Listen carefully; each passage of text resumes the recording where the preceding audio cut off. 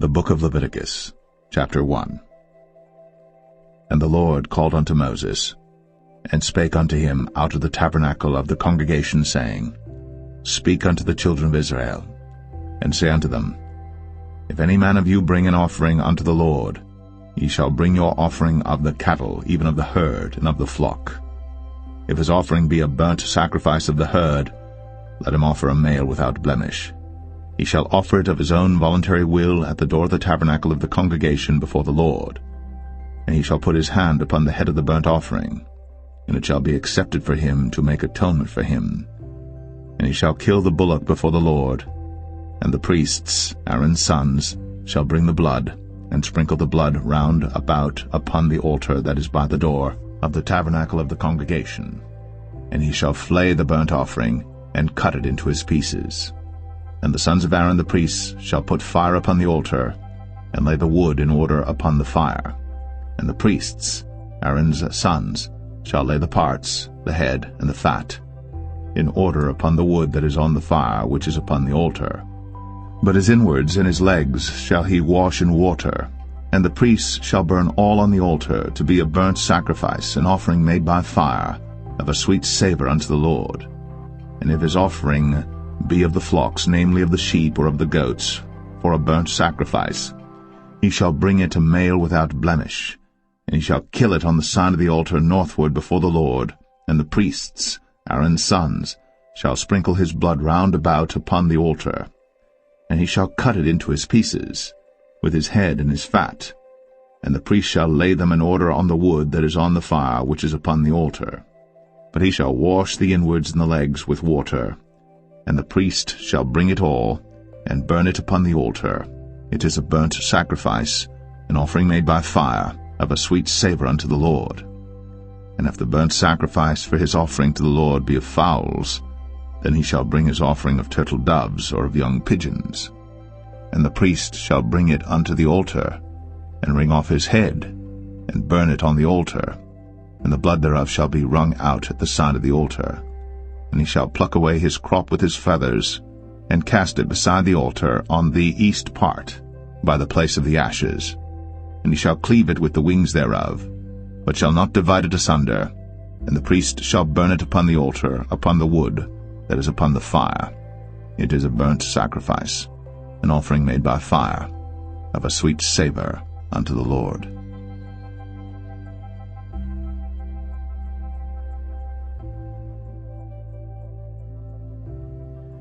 Leviticus 2. And when any will offer a meat offering unto the Lord, his offering shall be of fine flour, and he shall pour oil upon it, and put frankincense thereon, and he shall bring it to Aaron's sons the priests. And he shall take thereout his handful of the flour thereof, and of the oil thereof, with all the frankincense thereof. And the priests shall burn the memorial of it upon the altar, to be an offering made by fire, of a sweet savour unto the Lord. And the remnant of the meat offering shall be Aaron's and his sons. It is a thing most holy of the offerings of the Lord made by fire. And if thou bring an oblation of a meat offering baked in the oven, it shall be unleavened cakes of fine flour mingled with oil, or unleavened wafers anointed with oil. And if thy oblation be a meat offering baked in a pan, it shall be of fine flour, unleavened, mingled with oil. Thou shalt part it in pieces, and pour oil thereon. It is a meat offering. And if thy oblation be a meat offering baked in the frying pan, it shall be made of fine flour with oil. And thou shalt bring the meat offering that is made of these things unto the Lord, and when it is presented unto the priest, he shall bring it unto the altar. And the priest shall take from the meat offering a memorial thereof, and shall burn it upon the altar. It is an offering made by fire, of a sweet savour unto the Lord. And that which is left of the meat offering shall be Aaron's and his sons. It is a thing most holy of the offerings of the Lord made by fire. No meat offering which ye shall bring unto the Lord shall be made with leaven, for ye shall burn no leaven, nor any honey, in any offering of the Lord made by fire. As for the oblation of the firstfruits, ye shall offer them unto the Lord, but they shall not be burnt on the altar for a sweet savour. And every oblation of thy meat offering shalt thou season with salt, neither shalt thou suffer the salt of the covenant of thy God to be lacking from thy meat offering, with all thine offerings thou shalt offer salt. And if thou offer a meat offering of thy firstfruits unto the Lord, thou shalt offer for the meat offering of thy firstfruits green ears of corn dried by the fire, even corn beaten out of full ears. And thou shalt put oil upon it, and lay frankincense thereon. It is a meat offering. And the priest shall burn the memorial of it, part of the beaten corn thereof, and part of the oil thereof, with all the frankincense thereof. It is an offering made by fire unto the Lord.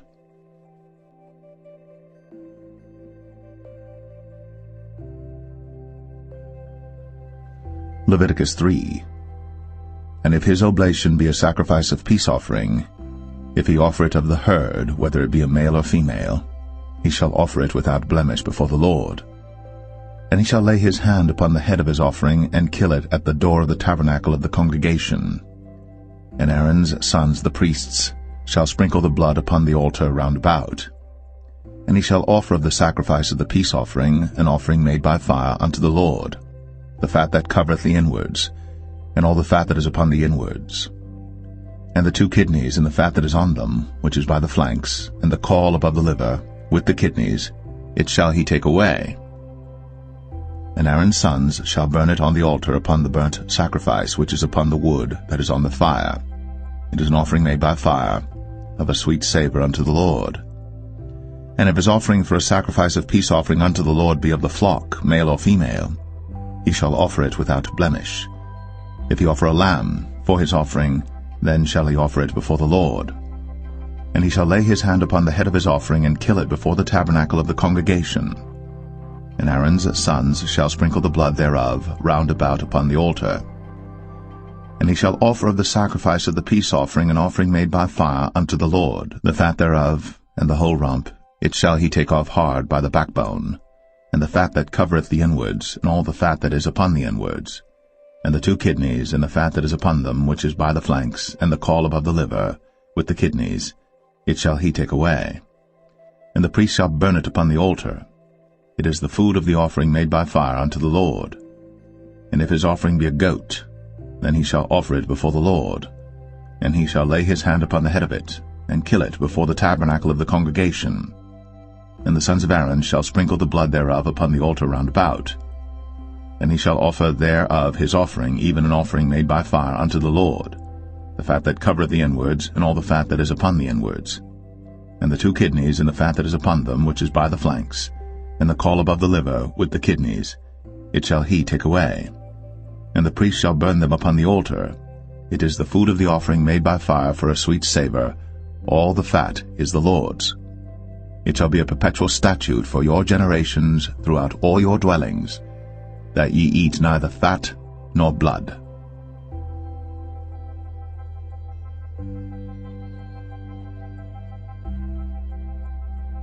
Leviticus 4.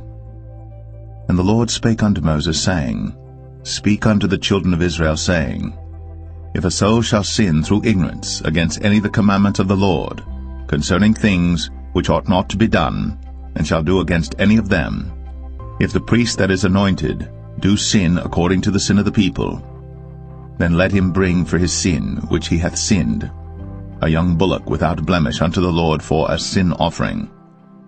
And he shall bring the bullock unto the door of the tabernacle of the congregation before the Lord, and shall lay his hand upon the bullock's head, and kill the bullock before the Lord. And the priest that is anointed shall take of the bullock's blood, and bring it to the tabernacle of the congregation. And the priest shall dip his finger in the blood, and sprinkle of the blood 7 times before the Lord, before the veil of the sanctuary.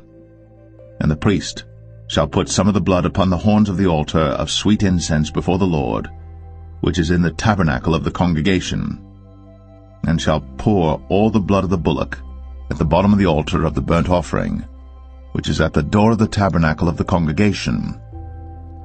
And he shall take off from it all the fat of the bullock for the sin offering, the fat that covereth the inwards, and all the fat that is upon the inwards, and the 2 kidneys, and the fat that is upon them, which is by the flanks, and the caul above the liver, with the kidneys, it shall he take away, as it was taken off from the bullock of the sacrifice of peace offerings. And the priest shall burn them upon the altar of the burnt offering. And the skin of the bullock, and all his flesh, with his head, and with his legs, and his inwards, and his dung. Even the whole bullock shall he carry forth without the camp unto a clean place, where the ashes are poured out, and burn him on the wood with fire. Where the ashes are poured out shall he be burnt. And if the whole congregation of Israel sin through ignorance, and the thing be hid from the eyes of the assembly, and they have done somewhat against any of the commandments of the Lord concerning things which should not be done, and are guilty, when the sin which they have sinned against it is known, then the congregation shall offer a young bullock for the sin, and bring him before the tabernacle of the congregation. And the elders of the congregation shall lay their hands upon the head of the bullock before the Lord, and the bullock shall be killed before the Lord. And the priest that is anointed shall bring of the bullock's blood to the tabernacle of the congregation. And the priest shall dip his finger in some of the blood, and sprinkle it 7 times before the Lord, even before the veil. And he shall put some of the blood upon the horns of the altar which is before the Lord, that is, in the tabernacle of the congregation, and shall pour out all the blood at the bottom of the altar of the burnt offering, which is at the door of the tabernacle of the congregation. And he shall take all his fat from him, and burn it upon the altar. And he shall do with the bullock as he did with the bullock for a sin offering. So shall he do with this. And the priest shall make an atonement for them, and it shall be forgiven them. And he shall carry forth the bullock without the camp, and burn him as he burned the first bullock. It is a sin offering for the congregation.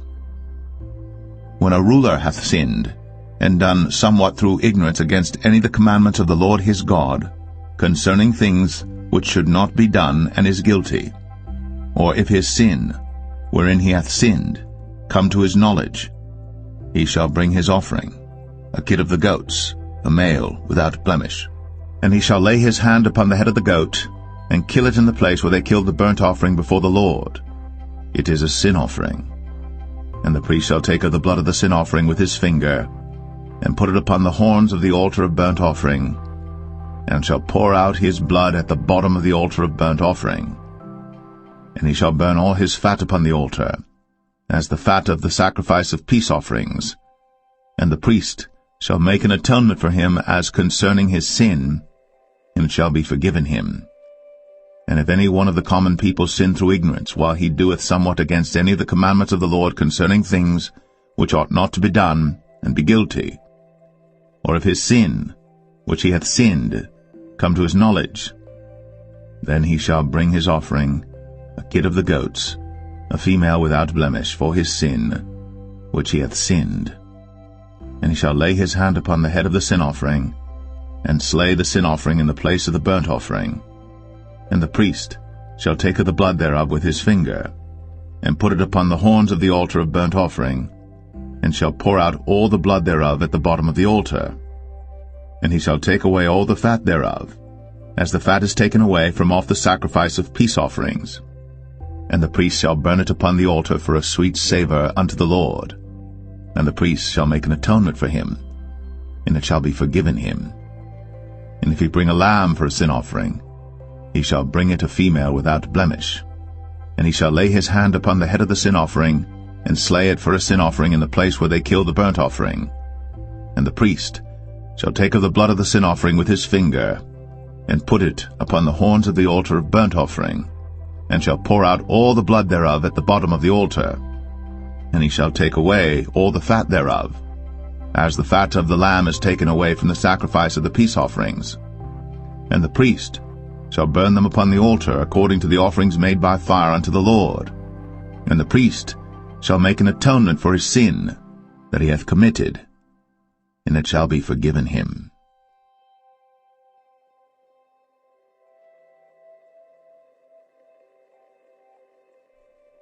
Leviticus 5.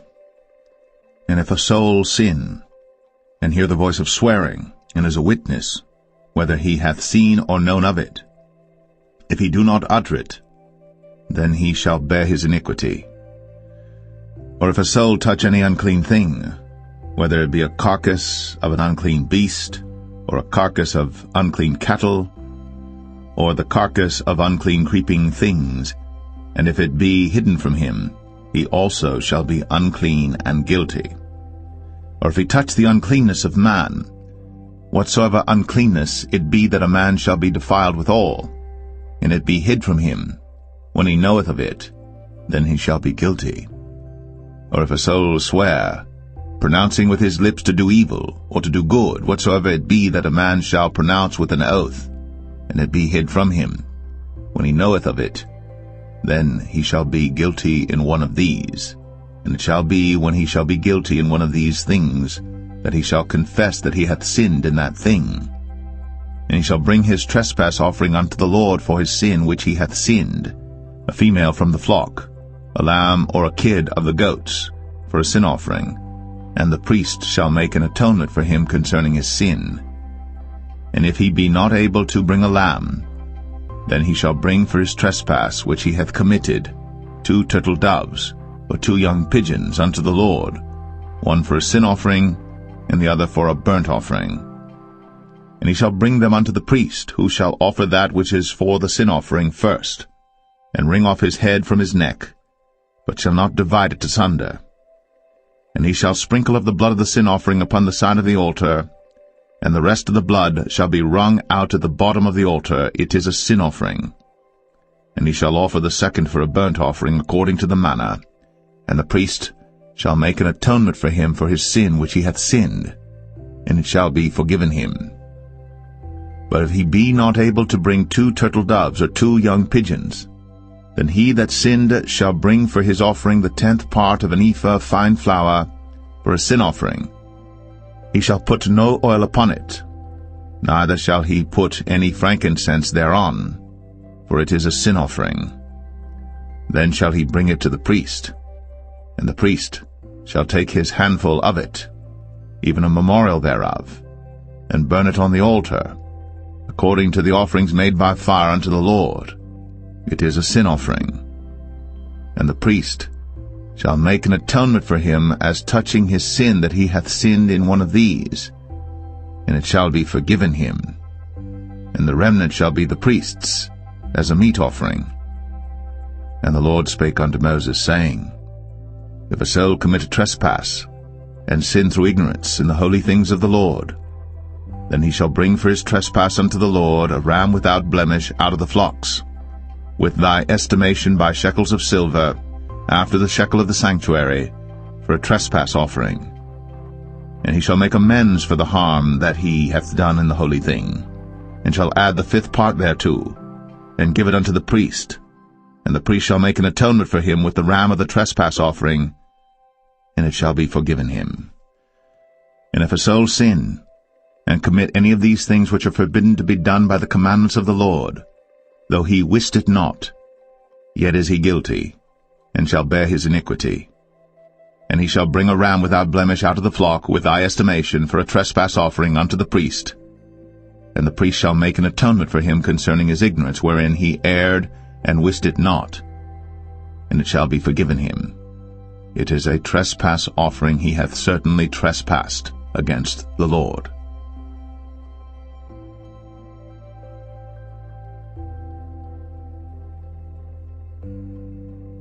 Leviticus 6. And the Lord spake unto Moses, saying, If a soul sin, and commit a trespass against the Lord, and lie unto his neighbor in that which was delivered him to keep, or in fellowship, or in a thing taken away by violence, or hath deceived his neighbor, or have found that which was lost, and lieth concerning it, and sweareth falsely, in any of all these that a man doeth, sinning therein, then it shall be, because he hath sinned, and is guilty, that he shall restore that which he took violently away, or the thing which he hath deceitfully gotten, or that which was delivered him to keep, or the lost thing which he found, or all that about which he hath sworn falsely.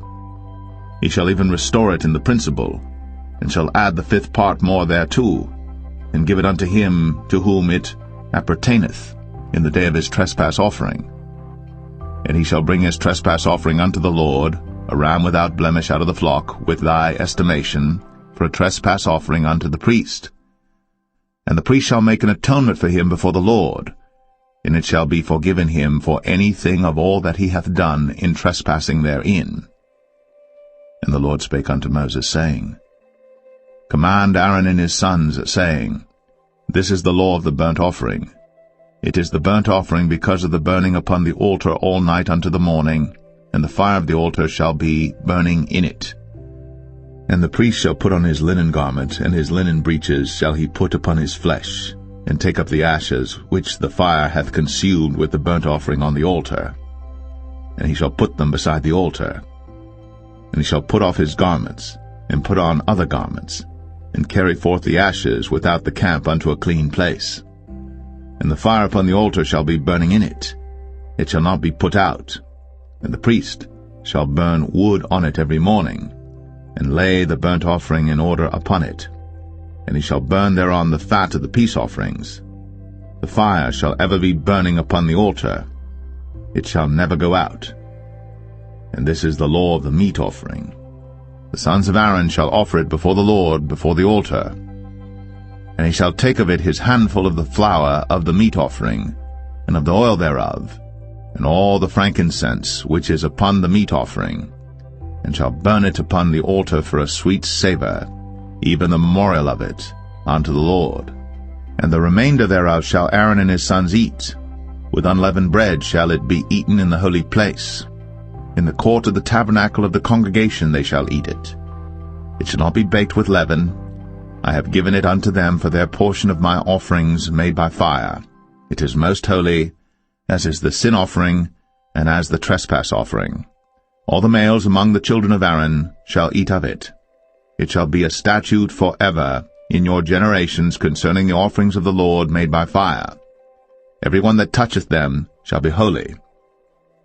And the Lord spake unto Moses, saying, This is the offering of Aaron and of his sons, which they shall offer unto the Lord in the day when he is anointed.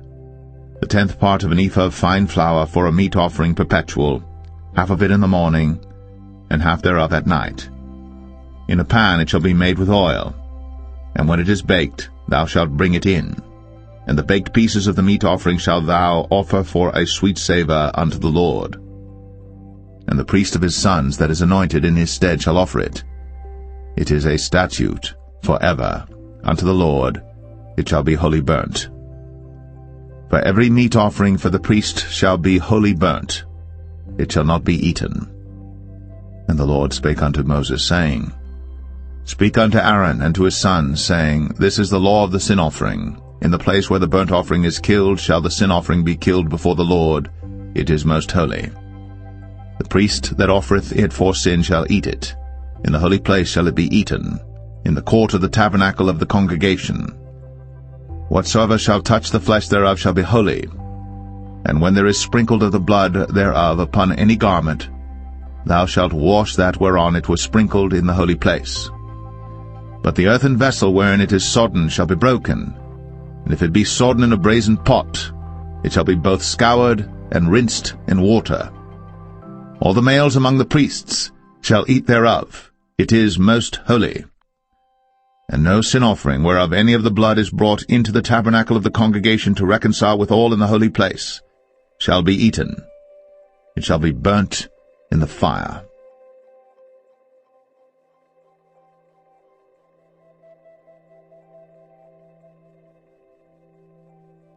Leviticus 7. Likewise, this is the law of the trespass offering. It is most holy. In the place where they kill the burnt offering shall they kill the trespass offering, and the blood thereof shall he sprinkle round about upon the altar. And he shall offer of it all the fat thereof, the rump, and the fat that covereth the inwards, and the 2 kidneys, and the fat that is on them, which is by the flanks, and the caul that is above the liver, with the kidneys, it shall he take away. And the priest shall burn them upon the altar for an offering made by fire unto the Lord. It is a trespass offering. Every male among the priests shall eat thereof. It shall be eaten in the holy place. It is most holy. As the sin offering is, so is the trespass offering. There is one law for them. The priest that maketh atonement therewith shall have it. And the priest that offereth any man's burnt offering, even the priest, shall have to himself the skin of the burnt offering which he hath offered. And all the meat offering that is baked in the oven, and all that is dressed in the frying pan, and in the pan, shall be the priest's that offereth it. And every meat offering mingled with oil and dry shall all the sons of Aaron have, one as much as another. And this is the law of the sacrifice of peace offerings which he shall offer unto the Lord. If he offer it for a thanksgiving, then he shall offer with the sacrifice of thanksgiving unleavened cakes mingled with oil, and unleavened wafers anointed with oil, and cakes mingled with oil of fine flour fried. Besides the cakes, he shall offer for his offering leavened bread with the sacrifice of thanksgiving of his peace offerings, and of it he shall offer one out of the whole oblation for an heave offering unto the Lord, and it shall be the priest's that sprinkleth the blood of the peace offerings. And the flesh of the sacrifice of his peace offerings for thanksgiving shall be eaten the same day that it is offered. He shall not leave any of it until the morning.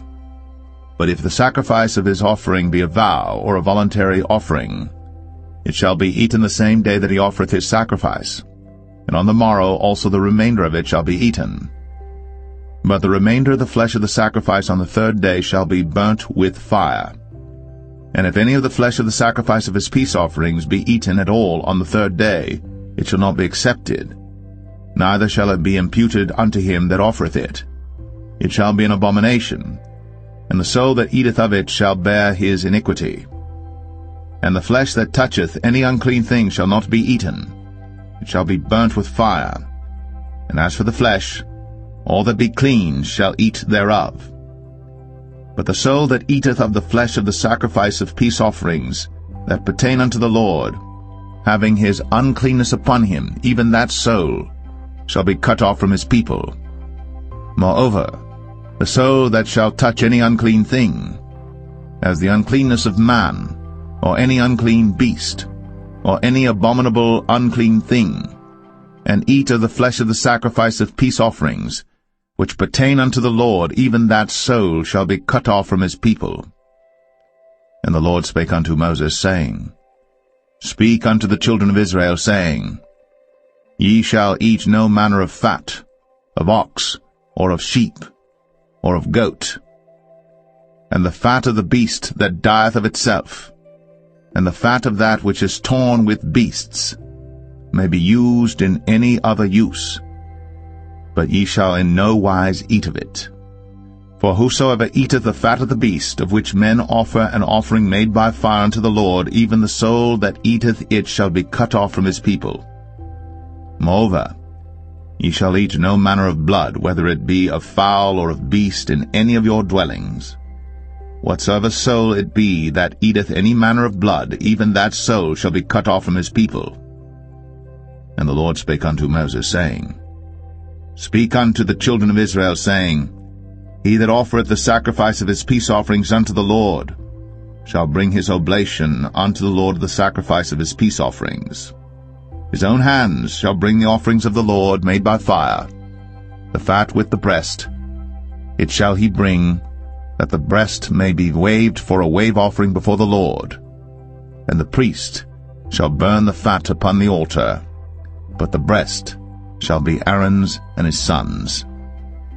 And the right shoulder shall ye give unto the priest for an heave offering of the sacrifices of your peace offerings.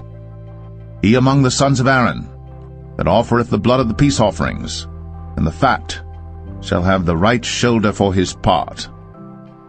For the wave breast and the heave shoulder have I taken of the children of Israel from off the sacrifices of their peace offerings, and have given them unto Aaron the priest, and unto his sons by a statute forever from among the children of Israel. This is the portion of the anointing of Aaron, and of the anointing of his sons, out of the offerings of the Lord made by fire, in the day when he presented them to minister unto the Lord in the priest's office, which the Lord commanded to be given them of the children of Israel, in the day that he anointed them, by a statute forever throughout their generations. This is the law of the burnt offering, of the meat offering, and of the sin offering, and of the trespass offering, and of the consecrations, and of the sacrifice of the peace offerings, which the Lord commanded Moses in Mount Sinai, in the day that he commanded the children of Israel to offer their oblations unto the Lord in the wilderness of Sinai.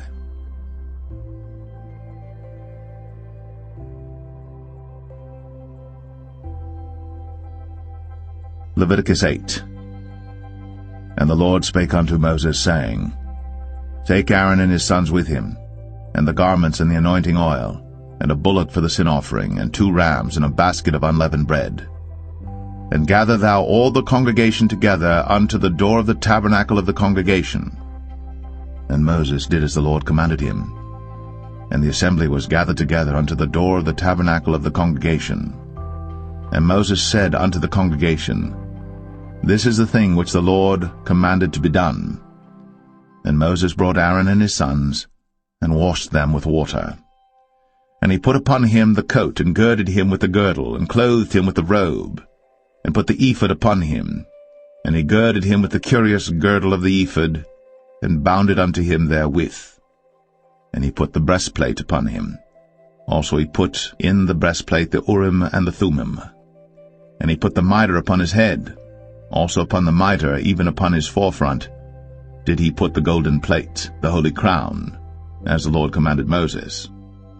And Moses took the anointing oil, and anointed the tabernacle and all that was therein, and sanctified them.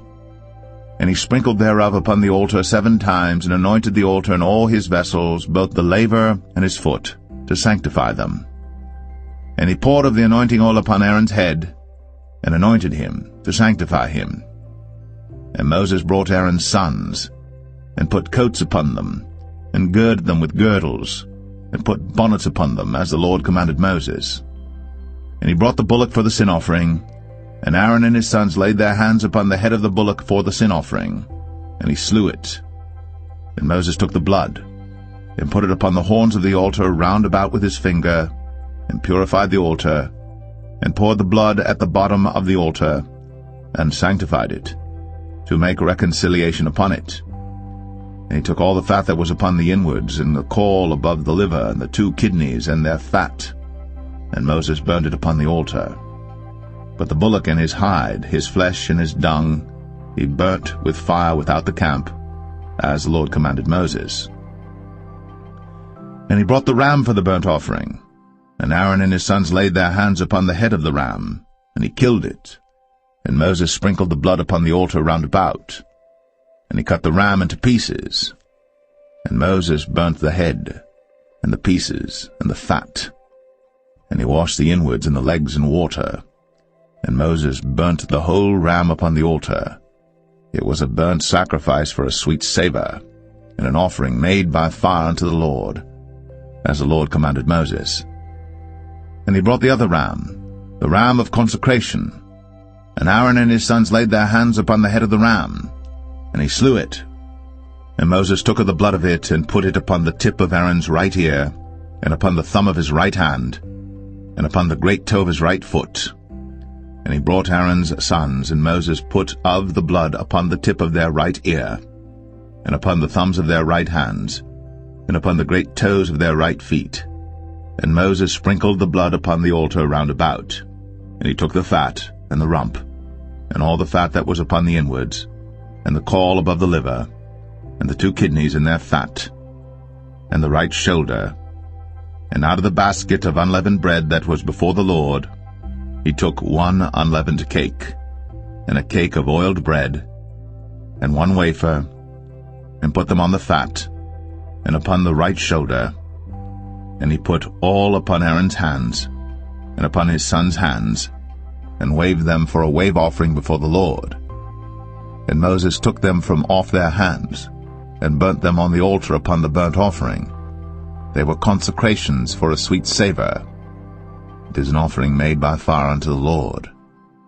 And Moses took the breast, and waved it for a wave offering before the Lord. For of the ram of consecration it was Moses' part, as the Lord commanded Moses. And Moses took of the anointing oil, and of the blood which was upon the altar, and sprinkled it upon Aaron, and upon his garments, and upon his sons, and upon his sons' garments with him, and sanctified Aaron, and his garments, and his sons' garments with him.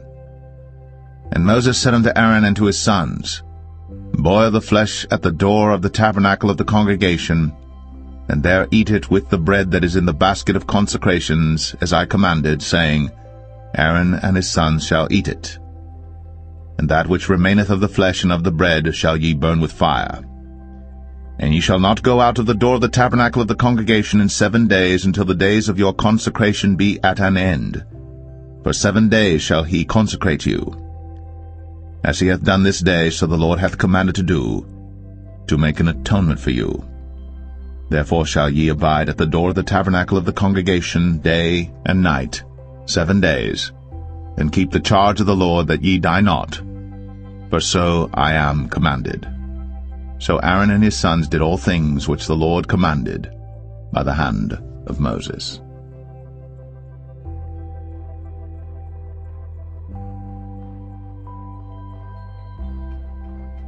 Leviticus 9.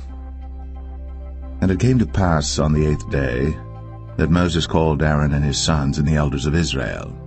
And he said unto Aaron, Take thee a young calf for a sin offering, and a ram for a burnt offering without blemish, and offer them before the Lord. And unto the children of Israel thou shalt speak, saying, Take ye a kid of the goats for a sin offering, and a calf and a lamb, both of the first year, without blemish, for a burnt offering. Also a bullock and a ram for peace offerings to sacrifice before the Lord, and a meat offering mingled with oil. For today the Lord will appear unto you. And they brought that which Moses commanded before the tabernacle of the congregation, and all the congregation drew near, and stood before the Lord. And Moses said, This is the thing which the Lord commanded that ye should do, and the glory of the Lord shall appear unto you. And Moses said unto Aaron, Go unto the altar, and offer thy sin offering, and thy burnt offering, and make an atonement for thyself, and for the people. And offer the offering of the people, and make an atonement for them, as the Lord commanded. Aaron therefore went unto the altar, and slew the calf of the sin offering, which was for himself. And the sons of Aaron brought the blood unto him, and he dipped his finger in the blood, and put it upon the horns of the altar, and poured out the blood at the bottom of the altar. But the fat and the kidneys and the caul above the liver of the sin offering he burnt upon the altar, as the Lord commanded Moses. And the flesh and the hide he burnt with fire without the camp, and he slew the burnt offering. And Aaron's sons presented unto him the blood which he sprinkled round about upon the altar.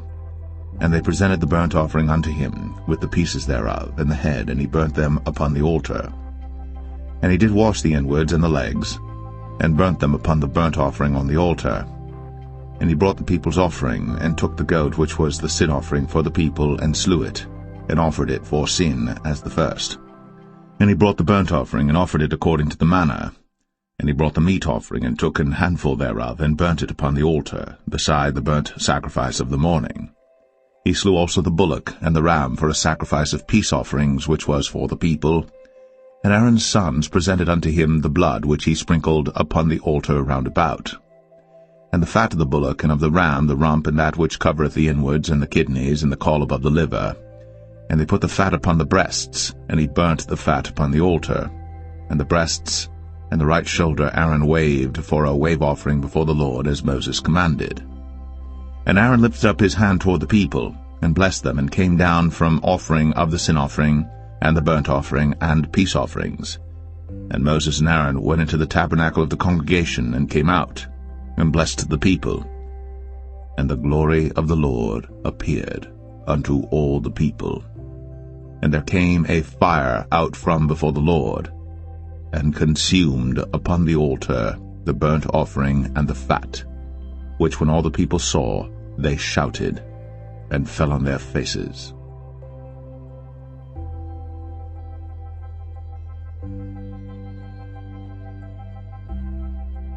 Leviticus 10. And Nadab and Abihu, the sons of Aaron, took either of them his censer, and put fire therein, and put incense thereon, and offered strange fire before the Lord, which he commanded them not. And there went out fire from the Lord, and devoured them, and they died before the Lord. Then Moses said unto Aaron, This is it that the Lord spake, saying, I will be sanctified in them that come nigh me, and before the people I will be glorified. And Aaron held his peace. And Moses called Mishael and Elzaphan, the sons of Uzziel, the uncle of Aaron, and said unto them, Come near, carry your brethren from before the sanctuary out of the camp. So they went near, and carried them in their coats out of the camp, as Moses had said. And Moses said unto Aaron, and unto Eleazar, and unto Ithamar his sons, Uncover not your heads, neither rend your clothes, lest ye die, and lest wrath come upon all the people. But let your brethren, the whole house of Israel, bewail the burning which the Lord hath kindled. And ye shall not go out from the door of the tabernacle of the congregation, lest ye die. For the anointing oil of the Lord is upon you. And they did according to the word of Moses. And the Lord spake unto Aaron, saying, Do not drink wine nor strong drink, thou nor thy sons with thee, when ye go into the tabernacle of the congregation, lest ye die. It shall be a statute for ever throughout your generations. And that ye may put difference between holy and unholy, and between unclean and clean, and that ye may teach the children of Israel all the statutes which the Lord hath spoken unto them by the hand of Moses. And Moses spake unto Aaron, and unto Eleazar, and unto Ithamar his sons that were left, Take the meat offering that remaineth of the offerings of the Lord made by fire, and eat it without leaven beside the altar, for it is most holy. And ye shall eat it in the holy place, because it is thy due, and thy son's due, of the sacrifices of the Lord made by fire, for so I am commanded. And the wave breast and heave shoulder shall ye eat in a clean place, thou and thy sons, and thy daughters with thee, for they be thy due, and thy son's due, which are given out of the sacrifices of peace offerings of the children of Israel. The heave shoulder and the wave breast shall they bring with the offerings made by fire of the fat, to wave it for a wave offering before the Lord, and it shall be thine, and thy sons with thee, by a statute forever, as the Lord hath commanded. And Moses diligently sought the goat of the sin offering, and behold, it was burnt. And he was angry with Eleazar and Ithamar, the sons of Aaron, which were left alive, saying, Wherefore have ye not eaten the sin offering in the holy place, seeing it is most holy? And God hath given it you to bear the iniquity of the congregation, to make atonement for them before the Lord. Behold, the blood of it was not brought in within the holy place. Ye should indeed have eaten it in the holy place, as I commanded. And Aaron said unto Moses, Behold, this day have they offered their sin offering and their burnt offering before the Lord. And such things have befallen me. And if I had eaten the sin offering today, should it have been accepted in the sight of the Lord? And when Moses heard that, he was content.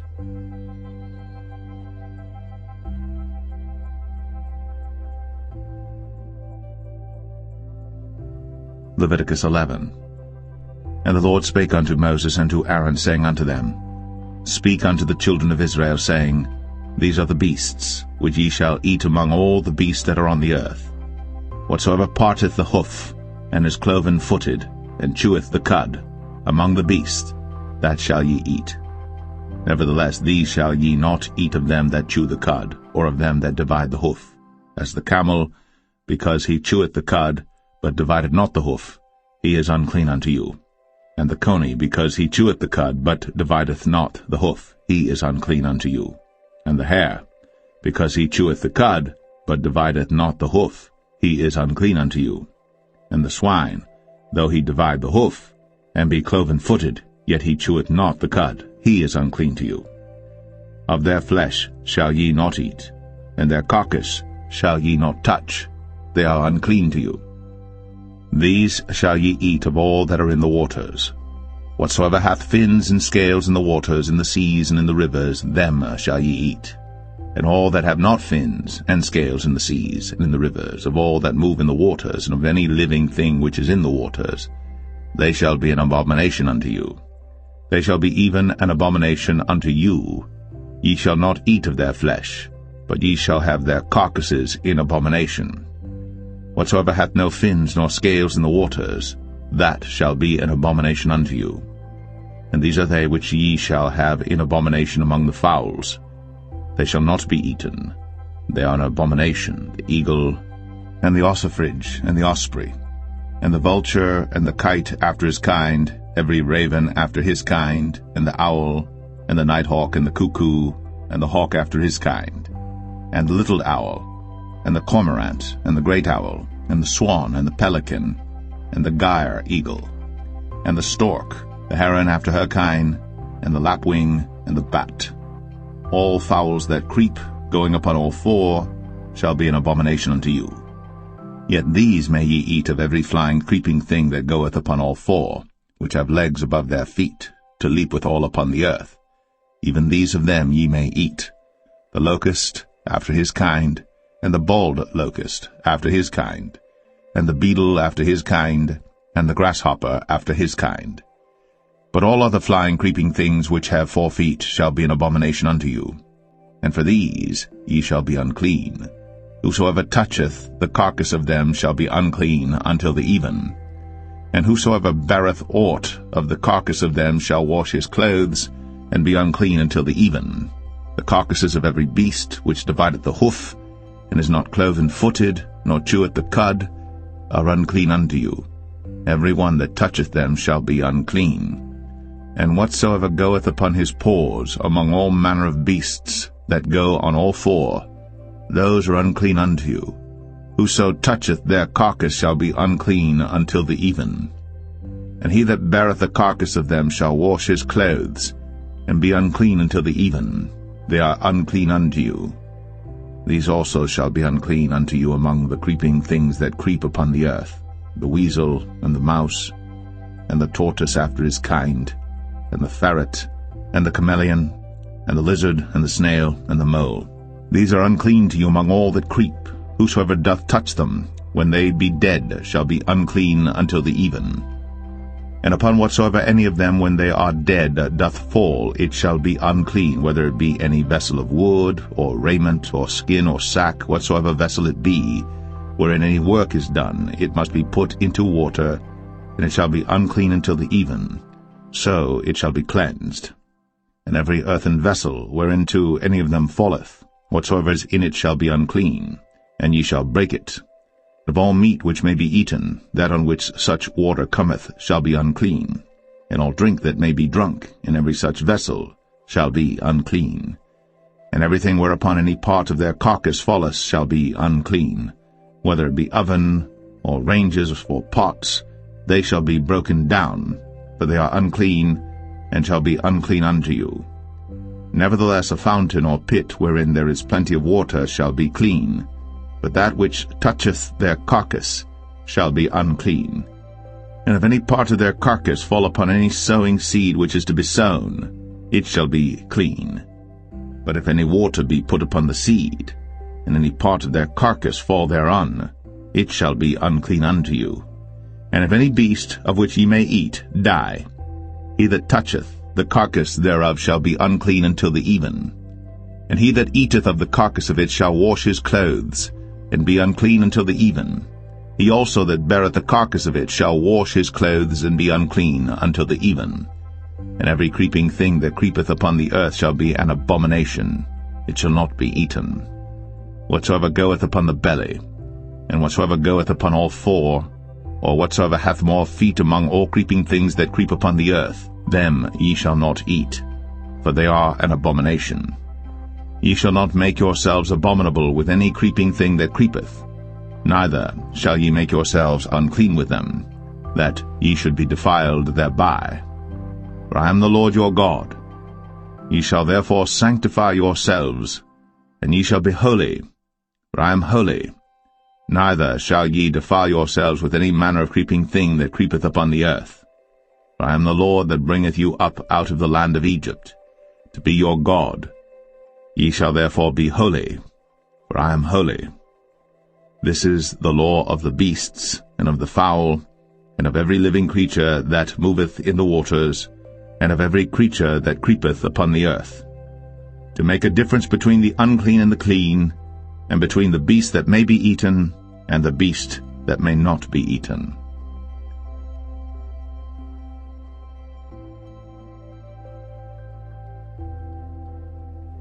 Leviticus 12.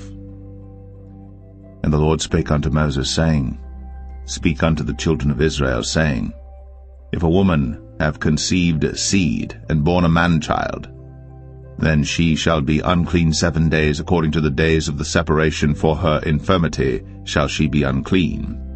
And in the 8th day the flesh of his foreskin shall be circumcised, and she shall then continue in the blood of her purifying 33 days. She shall touch no hallowed thing, nor come into the sanctuary until the days of her purifying be fulfilled. And if she bear a maid child, then she shall be unclean 2 weeks, as in her separation, and she shall continue in the blood of her purifying 66 days. And when the days of her purifying are fulfilled, for a son or for a daughter, she shall bring a lamb of the first year for a burnt offering, and a young pigeon, or a turtle dove, for a sin offering, unto the door of the tabernacle of the congregation, unto the priest, who shall offer it before the Lord, and make an atonement for her, and she shall be cleansed from the issue of her blood. This is the law for her that hath borne a male or a female. And if she be not able to bring a lamb, then she shall bring 2 turtles or 2 young pigeons, the one for the burnt offering and the other for a sin offering, and the priest shall make an atonement for her, and she shall be clean.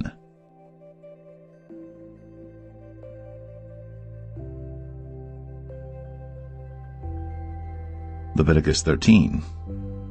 And the Lord spake unto Moses and Aaron, saying, When a man shall have in the skin of his flesh a rising, a scab, or bright spot, and it be in the skin of his flesh like the plague of leprosy, then he shall be brought unto Aaron the priest, or unto one of his sons the priests. And the priest shall look on the plague in the skin of the flesh, and when the hair in the plague is turned white, and the plague in sight be deeper than the skin of his flesh, it is a plague of leprosy, and the priest shall look on him and pronounce him unclean. If the bright spot be white in the skin of his flesh, and in sight be not deeper than the skin, and the hair thereof be not turned white, then the priest shall shut up him that hath the plague 7 days. And the priest shall look on him the 7th day, and behold, if the plague in his sight be at a stay, and the plague spread not in the skin, then the priest shall shut him up 7 days more. And the priest shall look on him again the 7th day, and behold, if the plague be somewhat dark, and the plague spread not in the skin, the priest shall pronounce him clean. It is but a scab, and he shall wash his clothes, and be clean. But if the scab spread much abroad in the skin, after that he hath been seen of the priest for his cleansing, he shall be seen of the priest again.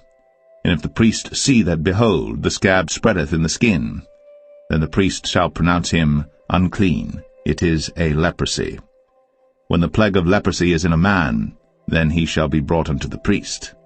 And the priest shall see him, and behold, if the rising be white in the skin, and it have turned the hair white, and there be quick raw flesh in the rising, it is an old leprosy in the skin of his flesh.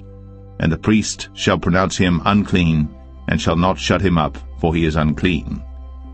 And if a leprosy break out abroad in the skin, and the leprosy cover all the skin of him that hath the plague from his head even to his foot, wheresoever the priest looketh, then the priest shall consider, and behold, if the leprosy have covered all his flesh, he shall pronounce him clean that hath the plague. It is all turned white, he is clean. But when raw flesh appeareth in him, he shall be unclean.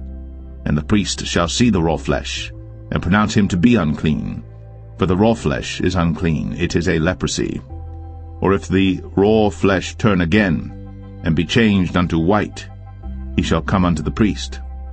And the priest shall see him, and behold, if the plague be turned into white, then the priest shall pronounce him clean that hath the plague. He is clean. The flesh also, in which even in the skin thereof was a boil, and is healed, and in the place of the boil there be a white rising, or a bright spot, white and somewhat reddish, and it be shown to the priest. And if, when the priest seeth it, behold, it be in sight lower than the skin, and the hair thereof be turned white, the priest shall pronounce him unclean. It is a plague of leprosy broken out of the boil. But if the priest look on it, and behold, there be no white hairs therein, and if it be not lower than the skin, but be somewhat dark, then the priest shall shut him up 7 days. And if it spread much abroad in the skin, then the priest shall pronounce him unclean. It is a plague. But if the bright spot stay in his place, and spread not, it is a burning boil, and the priest shall pronounce him clean. Or if there be any flesh in the skin whereof there is a hot burning, and the quick flesh that burneth have a white bright spot, somewhat reddish or white, then the priest shall look upon it, and behold, if the hair in the bright spot be turned white, and it be in sight deeper than the skin, it is a leprosy broken out of the burning. Wherefore the priest shall pronounce him unclean. It is the plague of leprosy. But if the priest look on it, and behold, there be no white hair in the bright spot, and it be no lower than the other skin, but be somewhat dark, then the priest shall shut him up 7 days. And the priest shall look upon him the 7th day, and if it be spread much abroad in the skin, then the priest shall pronounce him unclean. It is the plague of leprosy. And if the bright spot stay in his place, and spread not in the skin, but it be somewhat dark, it is a rising of the burning, and the priest shall pronounce him clean. For it is an inflammation of the burning.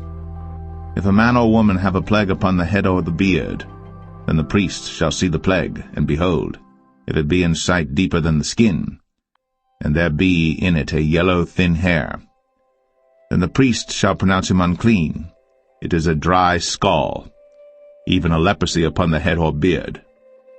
Let the priest look on the plague of the scall, and behold, it be not in sight deeper than the skin, and that there is no black hair in it, then the priest shall shut up him that hath the plague of the scall 7 days.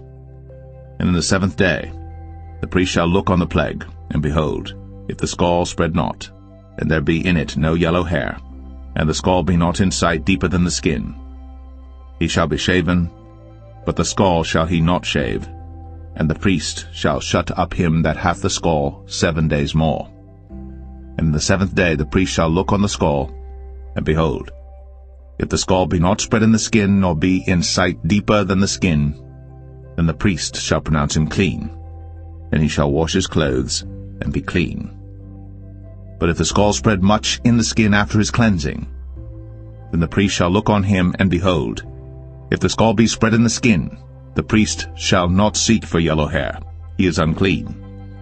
But if the scall be in his sight at a stay, and that there is black hair grown up therein, the scall is healed, he is clean, and the priest shall pronounce him clean. If a man also or a woman have in the skin of their flesh bright spots, even white bright spots, then the priest shall look, and behold, if the bright spots in the skin of their flesh be darkish white, it is a freckled spot that groweth in the skin, he is clean. And the man whose hair is fallen off his head, he is bald, yet is he clean. And he that hath his hair fallen off from the part of his head toward his face, he is forehead bald, yet is he clean. And if there be in the bald head or bald forehead a white reddish sore, it is a leprosy sprung up in his bald head, or his bald forehead. Then the priest shall look upon it, and behold, if the rising of the sore be white, reddish in his bald head, or in his bald forehead, as the leprosy appeareth in the skin of the flesh, he is a leprous man. He is unclean. The priest shall pronounce him utterly unclean. His plague is in his head. And the leper in whom the plague is, his clothes shall be rent, and his head bare. And he shall put a covering upon his upper lip, and shall cry, Unclean, unclean. All the days wherein the plague shall be in him, he shall be defiled. He is unclean. He shall dwell alone. Without the camp shall his habitation be. The garment also that the plague of leprosy is in, whether it be a woolen garment or a linen garment, whether it be in the warp or woof of linen or of woolen, whether in a skin or in anything made of skin, and if the plague be greenish or reddish in the garment or in the skin, either in the warp or in the woof or in anything of skin, it is a plague of leprosy, and shall be shown unto the priest. And the priest shall look upon the plague, and shut up it that hath the plague 7 days. And he shall look on the plague on the 7th day, if the plague be spread in the garment, either in the warp, or in the woof, or in a skin, or in any work that is made of skin, the plague is a fretting leprosy, it is unclean. He shall therefore burn the garment, whether warp or woof, in woolen or in linen, or anything of skin, wherein the plague is, for it is a fretting leprosy, it shall be burnt in the fire. And if the priest shall look, and behold, the plague be not spread in the garment, either in the warp or in the woof, or in anything of skin, And the priest shall command that they wash the thing wherein the plague is, and he shall shut it up 7 days more. And the priest shall look on the plague after that it is washed, and behold, if the plague have not changed his color, and the plague be not spread, it is unclean. Thou shalt burn it in the fire. It is fret inward, whether it be bare within or without. And if the priest look, and behold, the plague be somewhat dark after the washing of it, then he shall rend it out of the garment, or out of the skin, or out of the warp, or out of the woof. And if it appear still in the garment, either in the warp or in the woof, or in anything of skin, it is a spreading plague.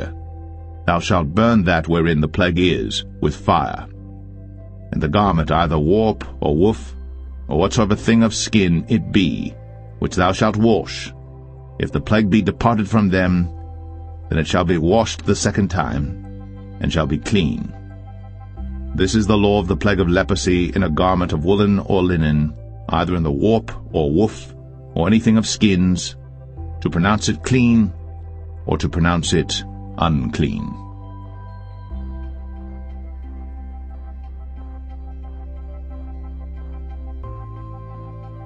Leviticus 14.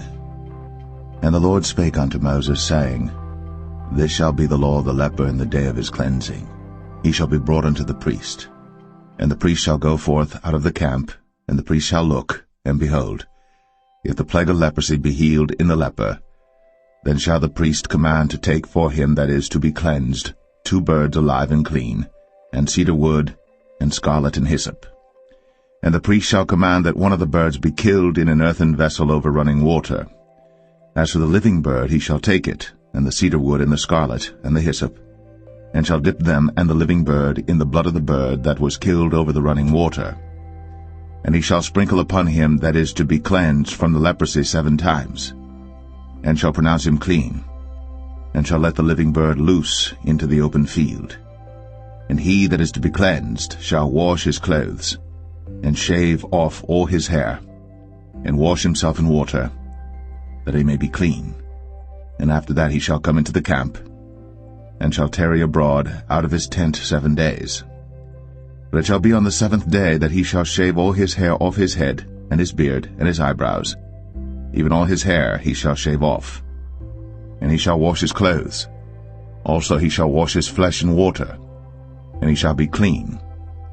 And on the 8th day he shall take 2 he-lambs without blemish, and 1 ewe-lamb of the first year without blemish, and 3/10 deals of fine flour for a meat offering, mingled with oil, and 1 log of oil.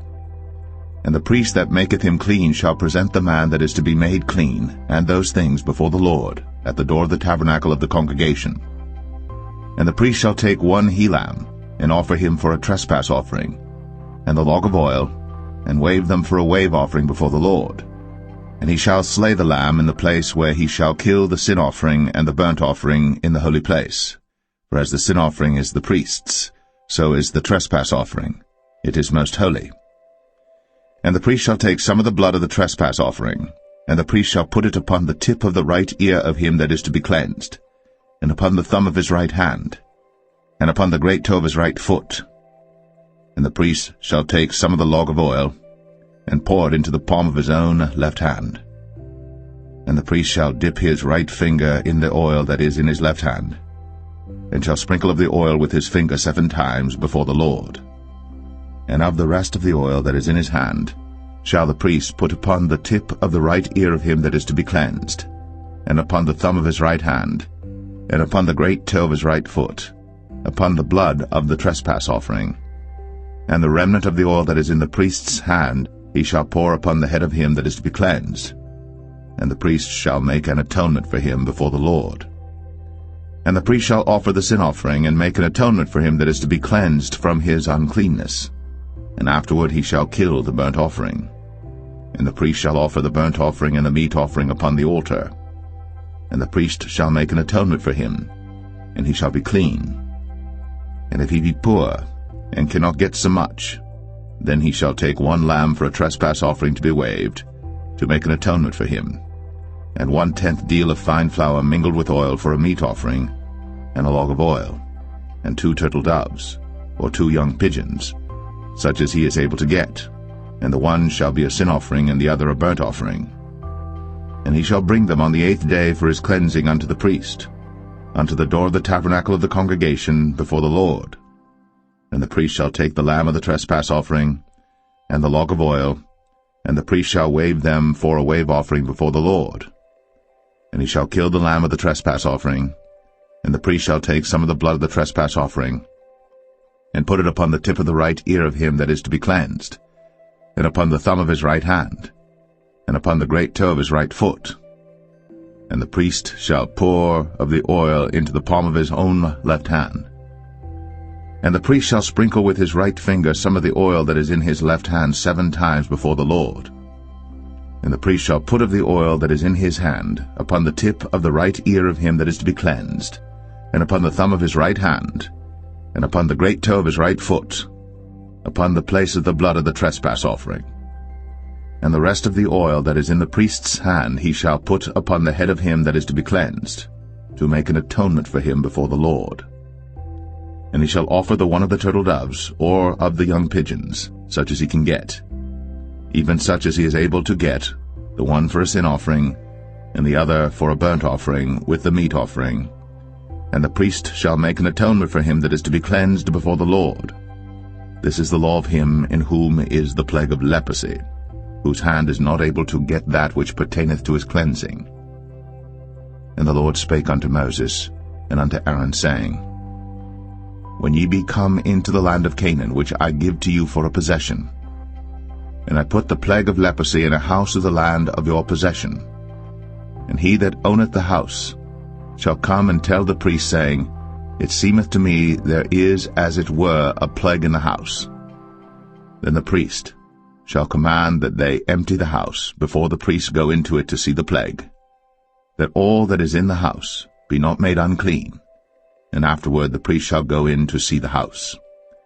And he shall look on the plague, and behold, if the plague be in the walls of the house with hollow strakes, greenish or reddish, which in sight are lower than the wall, then the priest shall go out of the house to the door of the house, and shut up the house 7 days. And the priest shall come again the 7th day, and shall look, and behold, if the plague be spread in the walls of the house, then the priest shall command that they take away the stones in which the plague is, and they shall cast them into an unclean place without the city. And he shall cause the house to be scraped within round about, and they shall pour out the dust that they scrape off without the city into an unclean place. And they shall take other stones, and put them in the place of those stones. And he shall take other mortar, and shall plaster the house. And if the plague come again and break out in the house, after that he hath taken away the stones, and after he hath scraped the house, and after it is plastered, then the priest shall come and look, and behold, if the plague be spread in the house, it is a fretting leprosy in the house, it is unclean. And he shall break down the house, the stones of it, and the timber thereof, and all the mortar of the house, and he shall carry them forth out of the city into an unclean place. Moreover, he that goeth into the house all the while that it is shut up shall be unclean until the even. And he that lieth in the house shall wash his clothes, and he that eateth in the house shall wash his clothes. And if the priest shall come in and look upon it, and behold, the plague hath not spread in the house, after the house was plastered, then the priest shall pronounce the house clean, because the plague is healed. And he shall take to cleanse the house 2 birds, and cedar wood, and scarlet, and hyssop. And he shall kill the one of the birds in an earthen vessel over running water.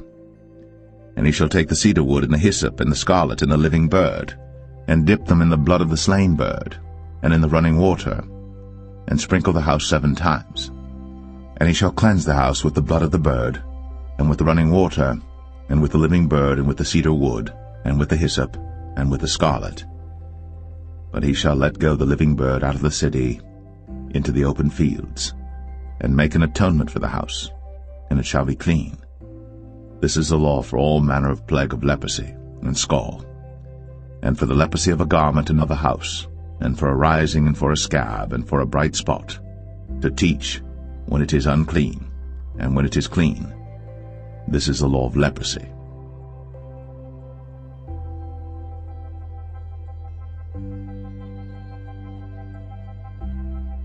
Leviticus 15.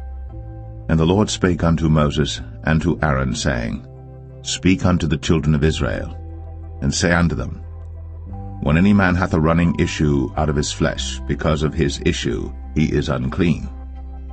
And this shall be his uncleanness in his issue, whether his flesh run with his issue, or his flesh be stopped from his issue, it is his uncleanness. Every bed whereon he lieth that hath the issue is unclean, and everything whereon he sitteth shall be unclean. And whosoever toucheth his bed shall wash his clothes, and bathe himself in water, and be unclean until the even. And he that sitteth on anything whereon he sat that hath the issue shall wash his clothes, and bathe himself in water, and be unclean until the even. And he that toucheth the flesh of him that hath the issue shall wash his clothes, and bathe himself in water, and be unclean until the even. And if he that hath the issue spit upon him that is clean, then he shall wash his clothes, and bathe himself in water, and be unclean until the even. And what saddle soever he rideth upon that hath the issue shall be unclean. And whosoever toucheth anything that was under him shall be unclean until the even. And he that beareth any of those things shall wash his clothes, and bathe himself in water, and be unclean until the even. And whomsoever he toucheth that hath the issue, and hath not rinsed his hands in water, he shall wash his clothes, and bathe himself in water, and be unclean until the even. And the vessel of earth that he toucheth, which hath the issue, shall be broken, and every vessel of wood shall be rinsed in water. And when he that hath an issue is cleansed of his issue, then he shall number to himself 7 days for his cleansing, and wash his clothes, and bathe his flesh in running water, and shall be clean. And on the 8th day he shall take to him 2 turtle doves, or 2 young pigeons, and come before the Lord unto the door of the tabernacle of the congregation, and give them unto the priest. And the priest shall offer them, the one for a sin offering, and the other for a burnt offering. And the priest shall make an atonement for him before the Lord for his issue. And if any man's seed of copulation go out from him, then he shall wash all his flesh in water, and be unclean until the even. And every garment and every skin whereon is the seed of copulation shall be washed with water, and be unclean until the even. The woman also with whom man shall lie with seed of copulation, they shall both bathe themselves in water, and be unclean until the even. And if a woman have an issue, and her issue in her flesh be blood, she shall be put apart 7 days, and whosoever toucheth her shall be unclean until the even. And everything that she lieth upon in her separation shall be unclean. Everything also that she sitteth upon shall be unclean. And whosoever toucheth her bed shall wash his clothes, and bathe himself in water, and be unclean until the even. And whosoever toucheth anything that she sat upon shall wash his clothes, and bathe himself in water, and be unclean until the even. And if it be on her bed, or on any thing whereon she sitteth, when he toucheth it, he shall be unclean until the even. And if any man lie with her at all, and her flowers be upon him, he shall be unclean 7 days, and all the bed whereon he lieth shall be unclean. And if a woman have an issue of her blood many days out of the time of her separation, or if it run beyond the time of her separation, all the days of the issue of her uncleanness shall be as the days of her separation. She shall be unclean. Every bed whereon she lieth all the days of her issue shall be unto her as the bed of her separation. And whatsoever she sitteth upon shall be unclean, as the uncleanness of her separation. And whosoever toucheth those things shall be unclean, and shall wash his clothes, and bathe himself in water, and be unclean until the even. But if she be cleansed of her issue, then she shall number to herself 7 days, and after that she shall be clean. And on the 8th day she shall take unto her 2 turtles, or 2 young pigeons, and bring them unto the priest, to the door of the tabernacle of the congregation. And the priest shall offer the one for a sin offering, and the other for a burnt offering. And the priest shall make an atonement for her before the Lord for the issue of her uncleanness. Thus shall ye separate the children of Israel from their uncleanness, that they die not in their uncleanness, when they defile my tabernacle that is among them. This is the law of him that hath an issue, and of him whose seed goeth from him, and is defiled therewith, and of her that is sick of her flowers, and of him that hath an issue, of the man, and of the woman, and of him that lieth with her, that is unclean.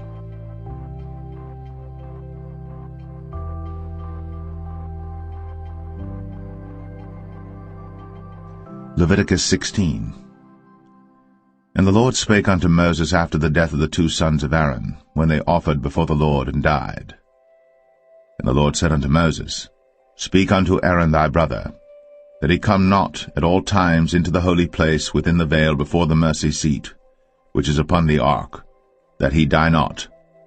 For I will appear in the cloud upon the mercy seat.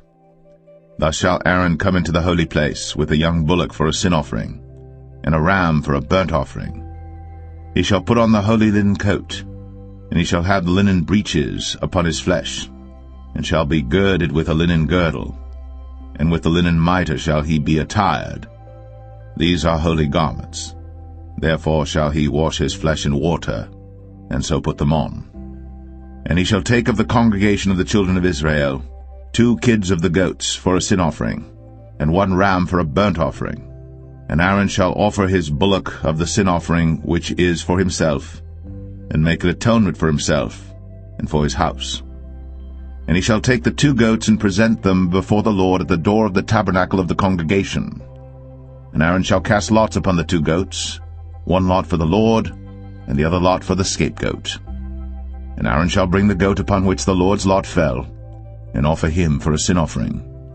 But the goat on which the lot fell to be the scapegoat shall be presented alive before the Lord to make an atonement with him, and to let him go for a scapegoat into the wilderness. And Aaron shall bring the bullock of the sin offering which is for himself, and shall make an atonement for himself and for his house, and shall kill the bullock of the sin offering which is for himself. And he shall take a censer full of burning coals of fire from off the altar before the Lord, and his hands full of sweet incense beaten small, and bring it within the veil. And he shall put the incense upon the fire before the Lord, that the cloud of the incense may cover the mercy seat that is upon the testimony, that he die not. And he shall take of the blood of the bullock, and sprinkle it with his finger upon the mercy seat eastward, and before the mercy seat shall he sprinkle of the blood with his finger 7 times. Then shall he kill the goat of the sin offering that is for the people, and bring his blood within the veil, and do with that blood as he did with the blood of the bullock, and sprinkle it upon the mercy seat, and before the mercy seat. And he shall make an atonement for the holy place because of the uncleanness of the children of Israel, and because of their transgressions and all their sins. And so shall he do for the tabernacle of the congregation that remaineth among them in the midst of their uncleanness.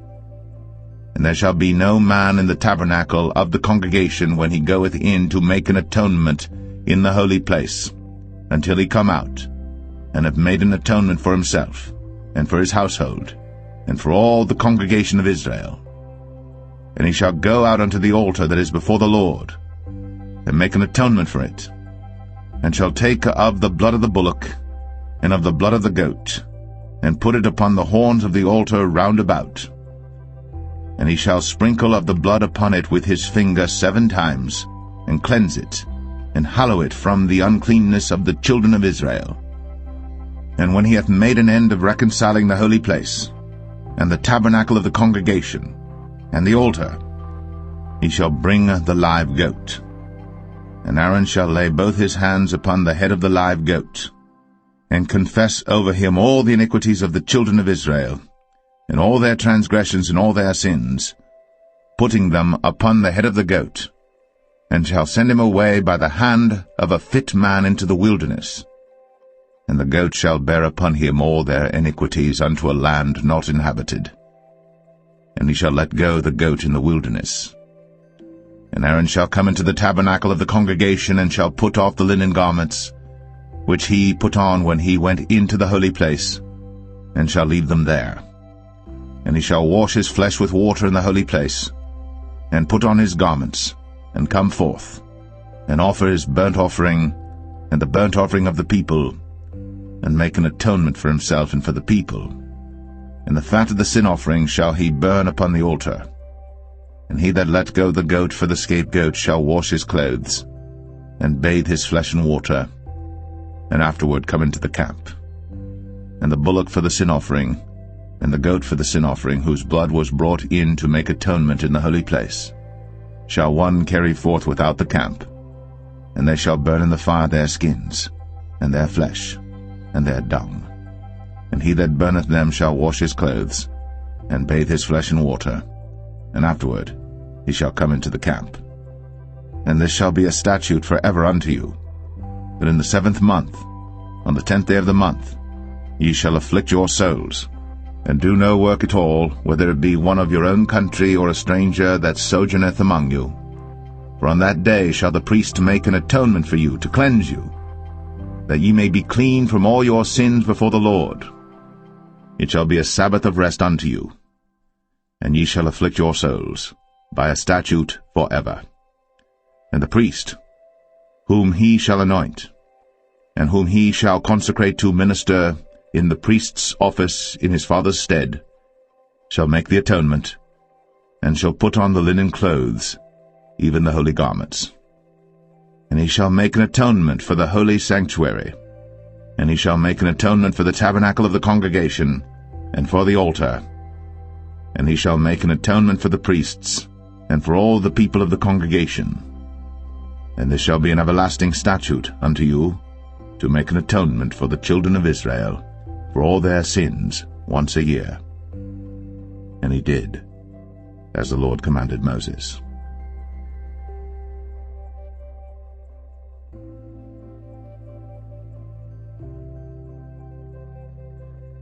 Leviticus 17.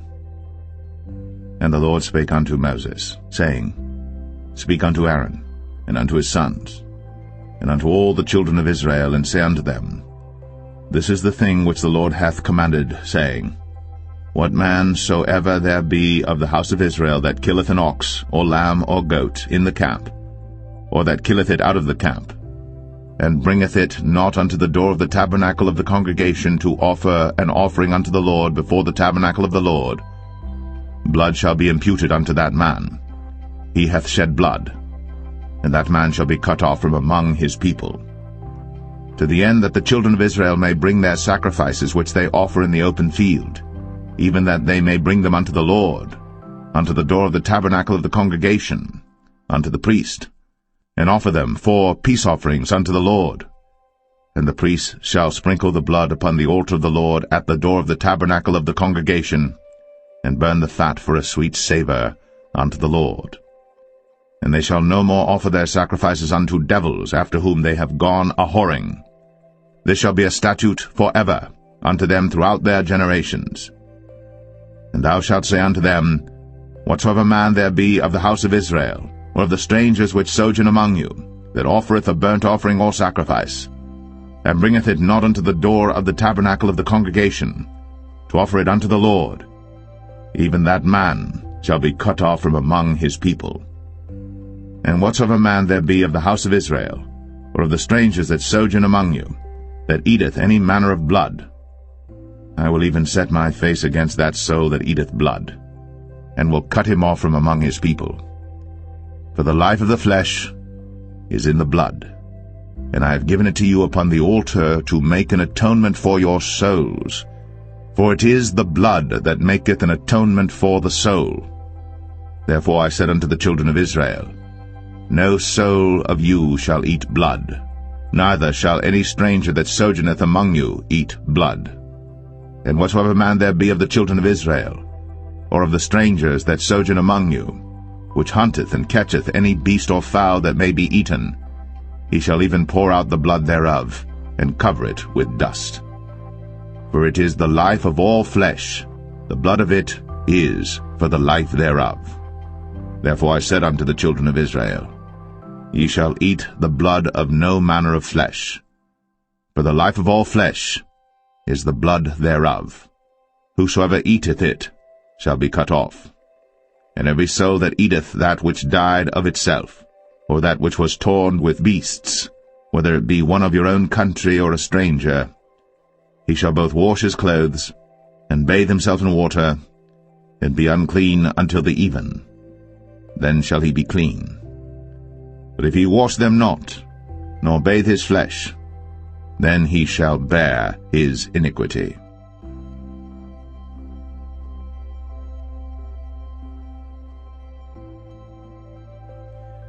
Leviticus 18.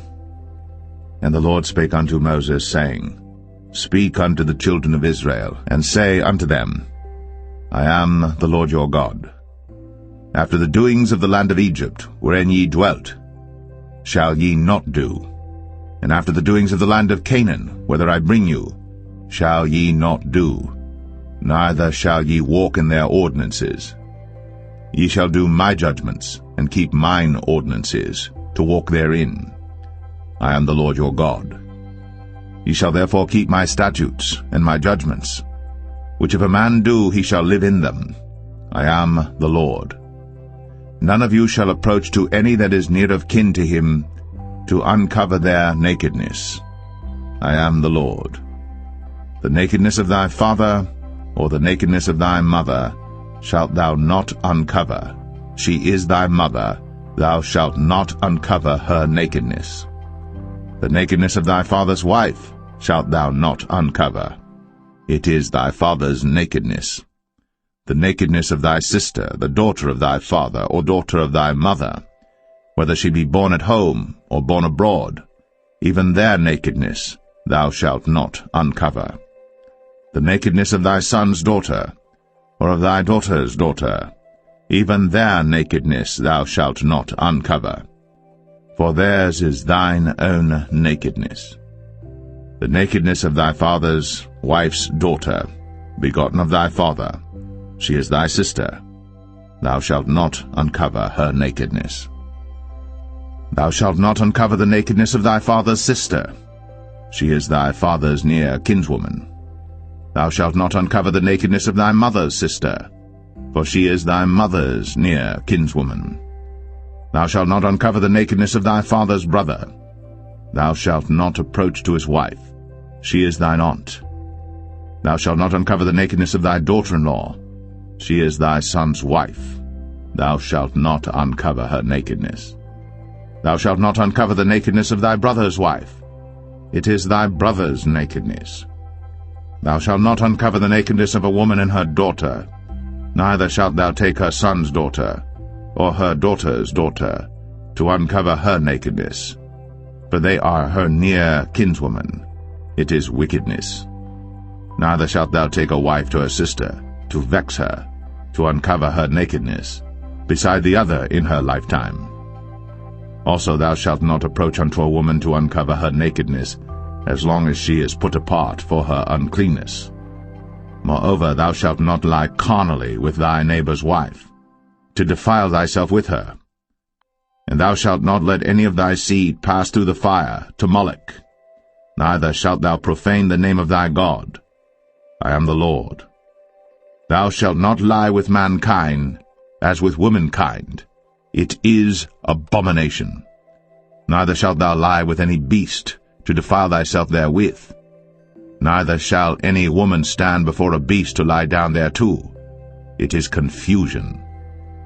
Defile not ye yourselves in any of these things. For in all these the nations are defiled which I cast out before you, and the land is defiled. Therefore I do visit the iniquity thereof upon it, and the land itself vomiteth out her inhabitants. Ye shall therefore keep my statutes and my judgments, and shall not commit any of these abominations, neither any of your own nation, nor any stranger that sojourneth among you. For all these abominations have the men of the land done, which were before you, and the land is defiled, that the land spew not you out also, when ye defile it, as it spewed out the nations that were before you. For whosoever shall commit any of these abominations, even the souls that commit them, shall be cut off from among their people. Therefore shall ye keep mine ordinance, that ye commit not any one of these abominable customs, which were committed before you, and that ye defile not yourselves therein. I am the Lord your God.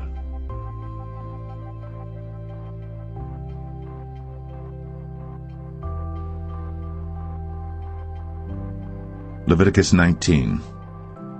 And the Lord spake unto Moses, saying, Speak unto all the congregation of the children of Israel, and say unto them, Ye shall be holy, for I, the Lord your God, am holy. Ye shall fear every man his mother, and his father, and keep my Sabbaths. I am the Lord your God. Turn ye not unto idols, nor make to yourselves molten gods. I am the Lord your God. And if ye offer a sacrifice of peace offerings unto the Lord, ye shall offer it at your own will. It shall be eaten the same day ye offer it, and on the morrow. And if aught remain until the third day, it shall be burnt in the fire. And if it be eaten at all on the third day, it is abominable, it shall not be accepted. Therefore every one that eateth it shall bear his iniquity, because he hath profaned the hallowed thing of the Lord, and that so shall be cut off from among his people. And when ye reap the harvest of your land, thou shalt not wholly reap the corners of thy field, neither shalt thou gather the gleanings of thy harvest. And thou shalt not glean thy vineyard, neither shalt thou gather every grape of thy vineyard.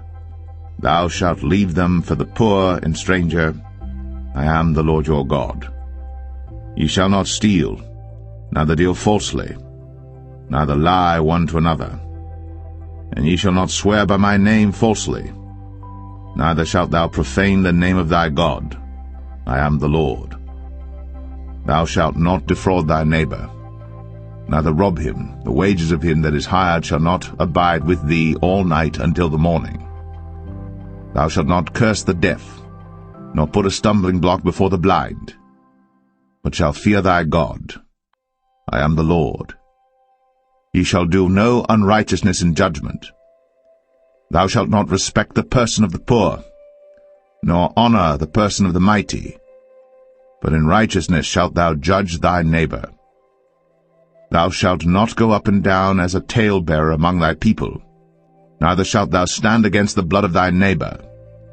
I am the Lord. Thou shalt not hate thy brother in thine heart. Thou shalt in any wise rebuke thy neighbor, and not suffer sin upon him. Thou shalt not avenge, nor bear any grudge against the children of thy people, but thou shalt love thy neighbor as thyself. I am the Lord. Ye shall keep my statutes. Thou shalt not let thy cattle gender with a diverse kind. Thou shalt not sow thy field with mingled seed, neither shall a garment mingled of linen and woolen come upon thee. And whosoever lieth carnally with a woman that is a bondmaid, betrothed to an husband, and not at all redeemed, nor freedom given her, she shall be scourged. They shall not be put to death, because she was not free. And he shall bring his trespass offering unto the Lord, unto the door of the tabernacle of the congregation, even a ram for a trespass offering. And the priest shall make an atonement for him with the ram of the trespass offering before the Lord for his sin which he hath done. And the sin which he hath done shall be forgiven him. And when ye shall come into the land, and shall have planted all manner of trees for food, then ye shall count the fruit thereof as uncircumcised. 3 years shall it be as uncircumcised unto you. It shall not be eaten of. But in the 4th year all the fruit thereof shall be holy, to praise the Lord withal. And in the 5th year shall ye eat of the fruit thereof, that it may yield unto you the increase thereof. I am the Lord your God. Ye shall not eat anything with the blood, neither shall ye use enchantment, nor observe times. Ye shall not round the corners of your heads, neither shalt thou mar the corners of thy beard. Ye shall not make any cuttings in your flesh for the dead, nor print any marks upon you. I am the Lord.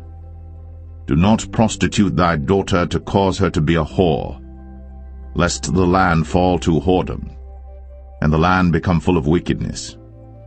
Ye shall keep my Sabbaths, and reverence my sanctuary. I am the Lord. Regard not them that have familiar spirits, neither seek after wizards, to be defiled by them. I am the Lord your God.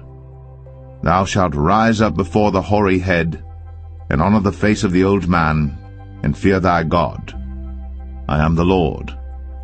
And if a stranger sojourn with thee in your land, ye shall not vex him. But the stranger that dwelleth with you shall be unto you as one born among you, and thou shalt love him as thyself. For ye were strangers in the land of Egypt. I am the Lord your God. Ye shall do no unrighteousness in judgment, and meet yard in weight or in measure. Just balances, just weights, a just ephah, and a just hin shall ye have. I am the Lord your God, which brought you out of the land of Egypt. Therefore shall ye observe all my statutes, and all my judgments, and do them. I am the Lord.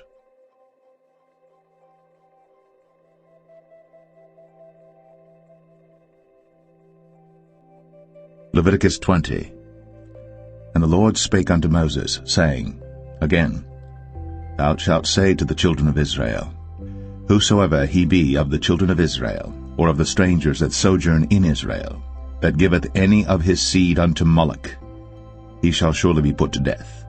The people of the land shall stone him with stones. And I will set my face against that man, and will cut him off from among his people, because he hath given of his seed unto Moloch, to defile my sanctuary, and to profane my holy name.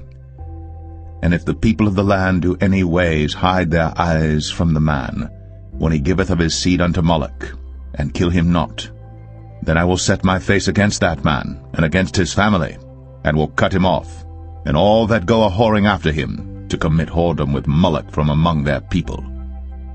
And the soul that turneth after such as have familiar spirits, and after wizards, to go a-whoring after them, I will even set my face against that soul, and will cut him off from among his people. Sanctify yourselves therefore, and be ye holy, for I am the Lord your God. And ye shall keep my statutes, and do them. I am the Lord which sanctify you. For every one that curseth his father or his mother shall be surely put to death. He hath cursed his father or his mother, his blood shall be upon him.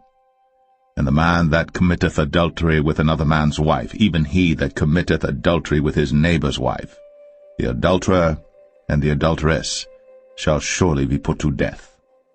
And the man that lieth with his father's wife hath uncovered his father's nakedness.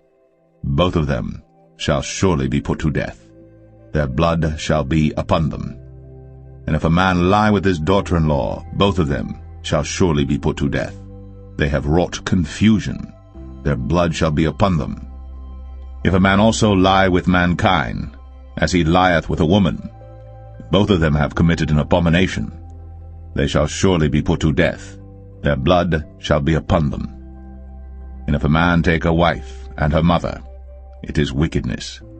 They shall be burnt with fire, both he and they, that there be no wickedness among you. And if a man lie with a beast, he shall surely be put to death, and ye shall slay the beast.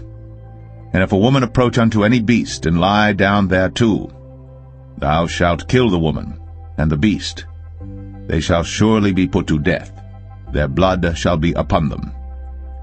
And if a man shall take his sister, his father's daughter, or his mother's daughter, and see her nakedness, and she see his nakedness, it is a wicked thing, when they shall be cut off in the sight of their people.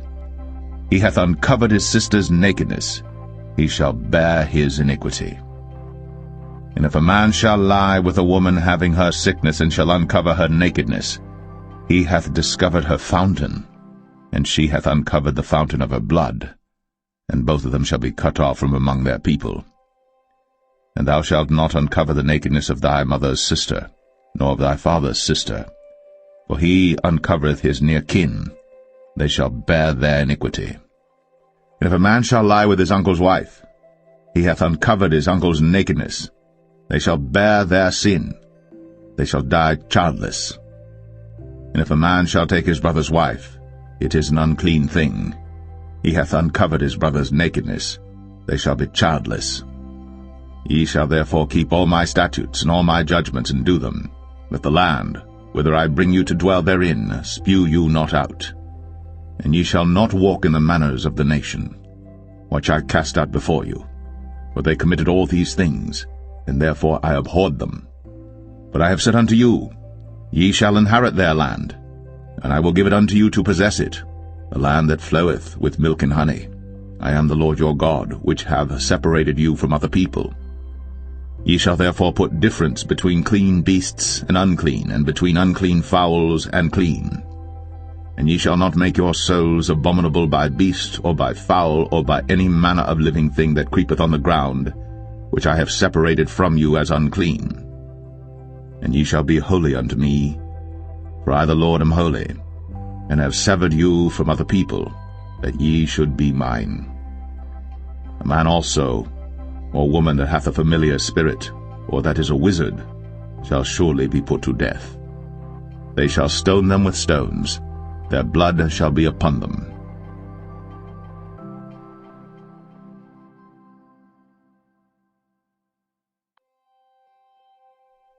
Leviticus 21. And the Lord said unto Moses, Speak unto the priests, the sons of Aaron, and say unto them, There shall none be defiled for the dead among his people. But for his kin that is near unto him, that is, for his mother, and for his father, and for his son, and for his daughter, and for his brother, and for his sister a virgin, that is nigh unto him, which hath had no husband, for her may he be defiled. But he shall not defile himself, being a chief man among his people, to profane himself. They shall not make baldness upon their head, neither shall they shave off the corner of their beard, nor make any cuttings in their flesh. They shall be holy unto their God, and not profane the name of their God, for the offerings of the Lord made by fire, and the bread of their God they do offer, therefore they shall be holy. They shall not take a wife that is a whore, or profane, neither shall they take a woman put away from her husband, for he is holy unto his God. Thou shalt sanctify him therefore, for he offereth the bread of thy God. He shall be holy unto thee. For I, the Lord, which sanctify you, am holy. And the daughter of any priest, if she profane herself by playing the whore, she profaneth her father. She shall be burnt with fire. And he that is the high priest among his brethren, upon whose head the anointing oil was poured, and that is consecrated to put on the garments, shall not uncover his head nor rend his clothes. Neither shall he go into any dead body, nor defile himself for his father, or for his mother. Neither shall he go out of the sanctuary, nor profane the sanctuary of his God. For the crown of the anointing oil of his God is upon him. I am the Lord. And he shall take a wife in her virginity, a widow, or a divorced woman, or profane, or an harlot. These shall he not take, but he shall take a virgin of his own people to wife. Neither shall he profane his seed among his people, for I the Lord do sanctify him. And the Lord spake unto Moses, saying, Speak unto Aaron, saying, Whosoever he be of thy seed in their generations that hath any blemish, let him not approach to offer the bread of his God. For whatsoever man he be that hath a blemish, he shall not approach, a blind man, or a lame, or he that hath a flat nose, or anything superfluous, or a man that is broken-footed, or broken-handed, or crooked-backed, or a dwarf, or that hath a blemish in his eye, or be scurvy, or scabbed, or hath his stones broken. No man that hath a blemish of the seed of Aaron the priest shall come nigh to offer the offerings of the Lord made by fire. He hath a blemish. He shall not come nigh to offer the bread of his God. He shall eat the bread of his God, both of the most holy and of the holy. Only he shall not go in unto the veil, nor come nigh unto the altar, because he hath a blemish, that he profane not my sanctuaries, for I the Lord do sanctify them. And Moses told it unto Aaron and to his sons, and unto all the children of Israel.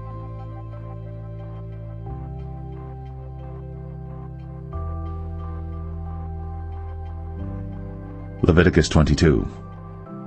And the Lord spake unto Moses, saying, Speak unto Aaron and to his sons, that they separate themselves from the holy things of the children of Israel, and that they profane not my holy name in those things which they hallow unto me. I am the Lord. Say unto them, Whosoever he be of all your seed among your generations, that goeth unto the holy things, which the children of Israel hallow unto the Lord, having his uncleanness upon him, that soul shall be cut off from my presence. I am the Lord. What man soever of the seed of Aaron is a leper, or hath a running issue, he shall not eat of the holy things until he be clean. And whoso toucheth anything that is unclean by the dead, or a man whose seed goeth from him, or whosoever toucheth any creeping thing, whereby he may be made unclean, or a man of whom he may take uncleanness, whatsoever uncleanness he hath, the soul which hath touched any such shall be unclean until even, and shall not eat of the holy things, unless he wash his flesh with water. And when the sun is down, he shall be clean, and shall afterward eat of the holy things, because it is his food. That which dieth of itself, or is torn with beasts, he shall not eat to defile himself therewith. I am the Lord. They shall therefore keep mine ordinance, lest they bear sin for it, and die therefore if they profane it. I the Lord do sanctify them. There shall no stranger eat of the holy thing. A sojourner of the priest, or an hired servant, shall not eat of the holy thing. But if the priest buy any soul with his money, he shall eat of it. And he that is born in his house, they shall eat of his meat. If the priest's daughter also be married unto a stranger, she may not eat of an offering of the holy things. But if the priest's daughter be a widow, or divorced, and have no child, and is returned unto her father's house, as in her youth, she shall eat of her father's meat, but there shall no stranger eat thereof. And if a man eat of the holy thing unwittingly, then he shall put the 5th part thereof unto it, and shall give it unto the priest with the holy thing. And they shall not profane the holy things of the children of Israel, which they offer unto the Lord, or suffer them to bear the iniquity of trespass, when they eat their holy things. For I the Lord do sanctify them. And the Lord spake unto Moses, saying, Speak unto Aaron and to his sons, and unto all the children of Israel, and say unto them, Whatsoever he be of the house of Israel, or of the strangers in Israel, that will offer his oblation for all his vows, and for all his freewill offerings, which they will offer unto the Lord for a burnt offering, ye shall offer at your own will a male without blemish, of the beeves, of the sheep, or of the goats. But whatsoever hath a blemish, that shall ye not offer, for it shall not be acceptable for you. And whosoever offereth a sacrifice of peace offerings unto the Lord to accomplish his vow, or a freewill offering in beeves or sheep, it shall be perfect to be accepted. There shall be no blemish therein. Blind, or broken, or maimed, or having a wen, or scurvy, or scabbed, ye shall not offer these unto the Lord, nor make an offering by fire of them upon the altar unto the Lord, either a bullock, or a lamb that hath anything superfluous or lacking in his parts, that mayest thou offer for a freewill offering, but for a vow it shall not be accepted. Ye shall not offer unto the Lord that which is bruised, or crushed, or broken, or cut. Neither shall ye make any offering thereof in your land. Neither from a stranger's hand shall ye offer the bread of your God of any of these, because their corruption is in them, and blemishes be in them. They shall not be accepted for you. And the Lord spake unto Moses, saying, When a bullock or a sheep or a goat is brought forth, then it shall be 7 days under the dam, and from the 8th day and thenceforth it shall be accepted for an offering made by fire unto the Lord. And whether it be cow or ewe, ye shall not kill it and her young both in 1 day. And when ye will offer a sacrifice of thanksgiving unto the Lord, offer it at your own will. On the same day it shall be eaten up. Ye shall leave none of it until the morrow. I am the Lord. Therefore shall ye keep my commandments, and do them. I am the Lord. Neither shall ye profane my holy name, but I will be hallowed among the children of Israel. I am the Lord which hallow you, that brought you out of the land of Egypt, to be your God. I am the Lord.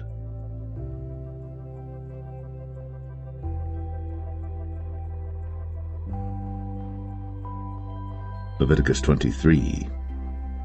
And the Lord spake unto Moses, saying, Speak unto the children of Israel, and say unto them, concerning the feasts of the Lord, which ye shall proclaim to be holy convocations, even these are my feasts. 6 days shall work be done, but the 7th day is the Sabbath of rest, and holy convocation. Ye shall do no work therein. It is the Sabbath of the Lord in all your dwellings. These are the feasts of the Lord, even holy convocations, which ye shall proclaim in their seasons. In the 14th day of the 1st month at even is the Lord's Passover, and on the 15th day of the same month is the feast of unleavened bread unto the Lord. 7 days ye must eat unleavened bread. In the 1st day ye shall have an holy convocation. Ye shall do no servile work therein, but ye shall offer an offering made by fire unto the Lord 7 days. In the 7th day is an holy convocation. Ye shall do no servile work therein.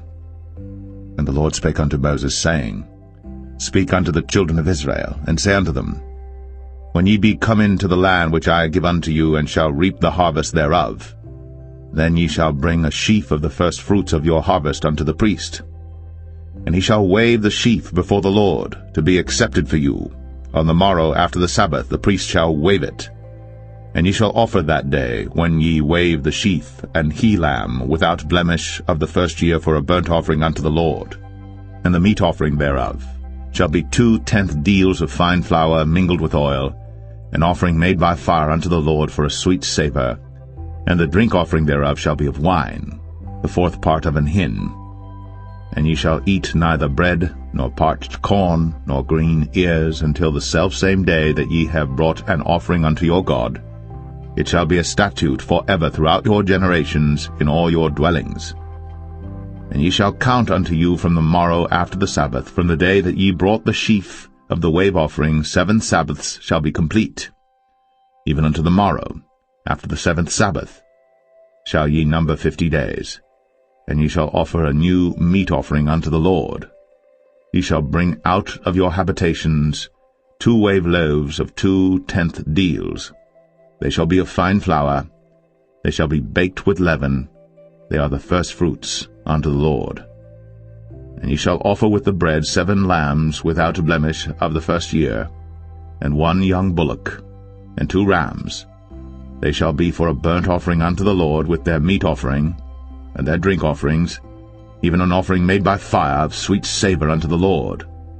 Then ye shall sacrifice 1 kid of the goats for a sin offering, and 2 lambs of the 1st year for a sacrifice of peace offerings. And the priest shall wave them with the bread of the first fruits for a wave offering before the Lord. With the 2 lambs they shall be holy to the Lord for the priests. And ye shall proclaim on the selfsame day that it may be an holy convocation unto you. Ye shall do no servile work therein. It shall be a statute for ever in all your dwellings throughout your generations. And when ye reap the harvest of your land, thou shalt not make clean riddance of the corners of thy field when thou reapest, neither shalt thou gather any gleanings of thy harvest. Thou shalt leave them unto the poor, and to the stranger. I am the Lord your God. And the Lord spake unto Moses, saying, Speak unto the children of Israel, saying, In the 7th month, in the 1st day of the month, shall ye have a Sabbath, a memorial of blowing of trumpets, and holy convocation. Ye shall do no servile work therein, but ye shall offer an offering made by fire unto the Lord. And the Lord spake unto Moses, saying, Also on the 10th day of this 7th month there shall be a day of atonement. It shall be an holy convocation unto you. And ye shall afflict your souls, and offer an offering made by fire unto the Lord. And ye shall do no work in that same day. For it is a day of atonement, to make an atonement for you before the Lord your God. For whatsoever soul it be that shall not be afflicted in that same day, he shall be cut off from among his people. And whatsoever soul it be that doeth any work in that same day, the same soul will I destroy from among his people. He shall do no manner of work. It shall be a statute forever throughout your generations in all your dwellings. It shall be unto you a Sabbath of rest, and ye shall afflict your souls. In the 9th day of the month at even, from even unto even shall ye celebrate your Sabbath. And the Lord spake unto Moses, saying, Speak unto the children of Israel, saying, The 15th day of this 7th month shall be the Feast of Tabernacles for 7 days unto the Lord. On the 1st day shall be an holy convocation. Ye shall do no servile work therein. 7 days ye shall offer an offering made by fire unto the Lord. On the 8th day shall be an holy convocation unto you, and ye shall offer an offering made by fire unto the Lord. It is a solemn assembly, and ye shall do no servile work therein. These are the feasts of the Lord which ye shall proclaim to be holy convocations, to offer an offering made by fire unto the Lord, a burnt offering, and a meat offering, a sacrifice, and drink offerings, everything upon his day. Beside the Sabbaths of the Lord, and beside your gifts, and beside all your vows, and beside all your free will offerings which ye give unto the Lord, also in the 15th day of the 7th month, when ye have gathered in the fruit of the land, ye shall keep a feast unto the Lord 7 days. On the 1st day shall be a Sabbath, and on the 8th day shall be a Sabbath. And ye shall take you on the 1st day the boughs of goodly trees, branches of palm trees, and the boughs of thick trees, and willows of the brook. And ye shall rejoice before the Lord your God 7 days. And ye shall keep it a feast unto the Lord 7 days in the year. It shall be a statute forever in your generations. Ye shall celebrate it in the 7th month. Ye shall dwell in booths 7 days. All that are Israelites born shall dwell in booths. That your generations may know that I made the children of Israel to dwell in booths, when I brought them out of the land of Egypt. I am the Lord your God. And Moses declared unto the children of Israel the feasts of the Lord.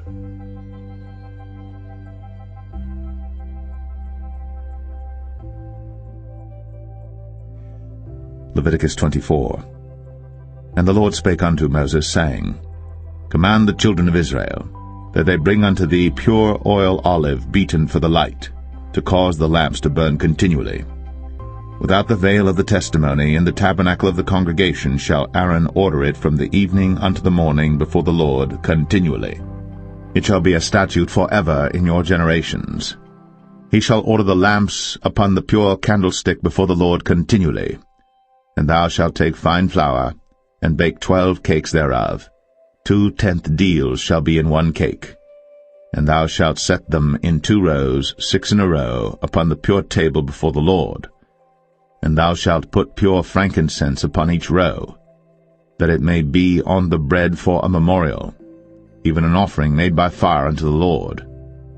Every Sabbath he shall set it in order before the Lord continually, being taken from the children of Israel by an everlasting covenant. And it shall be Aaron's and his sons, and they shall eat it in the holy place. For it is most holy unto him of the offerings of the Lord made by fire, by a perpetual statute. And the son of an Israelitish woman, whose father was an Egyptian, went out among the children of Israel. And this son of the Israelitish woman and a man of Israel strove together in the camp. And the Israelitish woman's son blasphemed the name of the Lord, and cursed. And they brought him unto Moses. And his mother's name was Shilemeth, the daughter of Dibri of the tribe of Dan. And they put him in ward, that the mind of the Lord might be shown them. And the Lord spake unto Moses, saying, Bring forth him that hath cursed without the camp, and let all that heard him lay their hands upon his head, and let all the congregation stone him. And thou shalt speak unto the children of Israel, saying, Whosoever curseth his God shall bear his sin. And he that blasphemeth the name of the Lord, he shall surely be put to death, and all the congregation shall certainly stone him, as well the stranger, as he that is born in the land, when he blasphemeth the name of the Lord, shall be put to death. And he that killeth any man shall surely be put to death. And he that killeth a beast shall make it good, beast for beast. And if a man cause a blemish in his neighbor, as he hath done, so shall it be done to him. Breach for breach, eye for eye, tooth for tooth. As he hath caused a blemish in a man, so shall it be done to him again. And he that killeth a beast, he shall restore it. And he that killeth a man, he shall be put to death. Ye shall have one manner of law, as well for the stranger as for one of your own country. For I am the Lord your God. And Moses spake to the children of Israel, that they should bring forth him that had cursed out of the camp, and stone him with stones. And the children of Israel did as the Lord commanded Moses.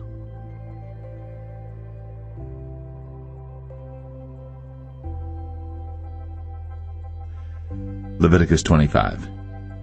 And the Lord spake unto Moses in Mount Sinai, saying, Speak unto the children of Israel, and say unto them, When ye come into the land which I give you, then shall the land keep a Sabbath unto the Lord. 6 years thou shalt sow thy field, and 6 years thou shalt prune thy vineyard, and gather in the fruit thereof. But in the 7th year shall be a Sabbath of rest unto the land, a Sabbath for the Lord. Thou shalt neither sow thy field, nor prune thy vineyard. That which groweth of its own accord of thy harvest thou shalt not reap, neither gather the grapes of thy vine undressed. For it is a year of rest unto the land, and the Sabbath of the land shall be meat for you, for thee and for thy servant, and for thy maid, and for thy hired servant, and for thy stranger that sojourneth with thee, and for thy cattle, and for the beast that are in thy land shall all the increase thereof be meat. And thou shalt number 7 Sabbaths of years unto thee, 7 times 7 years, and the space of the 7 Sabbaths of years shall be unto thee 49 years. Then shalt thou cause the trumpet of the Jubilee to sound on the 10th day of the 7th month. In the day of atonement shall ye make the trumpet sound throughout all your land. And ye shall hallow the 50th year, and proclaim liberty throughout all the land unto all the inhabitants thereof. It shall be a jubilee unto you. And ye shall return every man unto his possession, and ye shall return every man unto his family. A jubilee shall that 50th year be unto you. Ye shall not sow, neither reap that which groweth of itself in it, nor gather the grapes in it of thy vine undressed. For it is the jubilee. It shall be holy unto you. Ye shall eat the increase thereof out of the field. In the year of this jubilee ye shall return every man unto his possession. And if thou sell aught unto thy neighbor, or buyest aught of thy neighbor's hand, ye shall not oppress one another. According to the number of years after the jubilee thou shalt buy of thy neighbor, and according unto the number of years of the fruits he shall sell unto thee. According to the multitude of years thou shalt increase the price thereof, and according to the fewness of years thou shalt diminish the price of it, for according to the number of the years of the fruits doth he sell unto thee. Ye shall not therefore oppress one another, but thou shalt fear thy God, for I am the Lord your God. Wherefore ye shall do my statutes, and keep my judgments, and do them. And ye shall dwell in the land in safety, and the land shall yield her fruit, and ye shall eat your fill, and dwell therein in safety. And if ye shall say, What shall we eat the 7th year? Behold, we shall not sow, nor gather in our increase. Then I will command my blessing upon you in the 6th year, and it shall bring forth fruit for 3 years. And ye shall sow the 8th year, and eat yet of old fruit until the 9th year. Until her fruits come in, ye shall eat of the old store. The land shall not be sold forever, for the land is mine. For ye are strangers and sojourners with me. And in all the land of your possession ye shall grant a redemption for the land. If thy brother be waxen poor, and hath sold away some of his possession, and if any of his kin come to redeem it, then shall he redeem that which his brother sold. And if the man have none to redeem it, and himself be able to redeem it, then let him count the years of the sale thereof, and restore the overplus unto the man to whom he sold it, that he may return unto his possession. But if he be not able to restore it to him, then that which is sold shall remain in the hand of him that hath bought it until the year of Jubilee, and in the Jubilee it shall go out, and he shall return unto his possession. And if a man sell a dwelling house in a walled city, then he may redeem it within a whole year after it is sold. Within a full year may he redeem it. And if it be not redeemed within the space of a full year, then the house that is in the walled city shall be established for ever to him that bought it throughout his generations. It shall not go out in the Jubilee. But the houses of the villages which have no wall round about them shall be counted as the fields of the country. They may be redeemed, and they shall go out in the Jubilee. Notwithstanding the cities of the Levites, and the houses of the cities of their possession, may the Levites redeem at any time. And if a man purchase of the Levites, then the house that was sold, and the city of his possession, shall go out in the year of Jubilee, for the houses of the cities of the Levites are their possession among the children of Israel. But the field of the suburbs of their cities may not be sold, for it is their perpetual possession. And if thy brother be waxen poor, and fallen in decay with thee, then thou shalt relieve him, yea, though he be a stranger, or a sojourner, that he may live with thee. Take thou no usury of him, or increase, but fear thy God, that thy brother may live with thee. Thou shalt not give him thy money upon usury, nor lend him thy victuals for increase. I am the Lord your God, which brought you forth out of the land of Egypt, to give you the land of Canaan, and to be your God. And if thy brother that dwelleth by thee be waxen poor, and be sold unto thee, thou shalt not compel him to serve as a bondservant, but as an hired servant, and as a sojourner. He shall be with thee, and shall serve thee unto the year of Jubilee. And then shall he depart from thee, both he and his children with him, and shall return unto his own family, and unto the possession of his fathers shall he return. For they are my servants, which I brought forth out of the land of Egypt. They shall not be sold as bondmen. Thou shalt not rule over him with rigor, but shalt fear thy God. Both thy bondmen and thy bondmaids, which thou shalt have, shall be of the heathen that are round about you. Of them shall ye buy bondmen and bondmaids. Moreover, of the children of the strangers that do sojourn among you, of them shall ye buy, and of their families that are with you, which they begat in your land, and they shall be your possession. And ye shall take them as an inheritance for your children after you, to inherit them for a possession. They shall be your bondmen forever. But over your brethren, the children of Israel, ye shall not rule one over another with rigor. And if a sojourner or stranger wax rich by thee, and thy brother that dwelleth by him wax poor, and sell himself unto the stranger or sojourner by thee, or to the stock of the stranger's family, after that he is sold, he may be redeemed again. One of his brethren may redeem him. Either his uncle or his uncle's son may redeem him, or any that is nigh of kin unto him of his family may redeem him, or if he be able, he may redeem himself. And he shall reckon with him that bought him from the year that he was sold to him unto the year of Jubilee.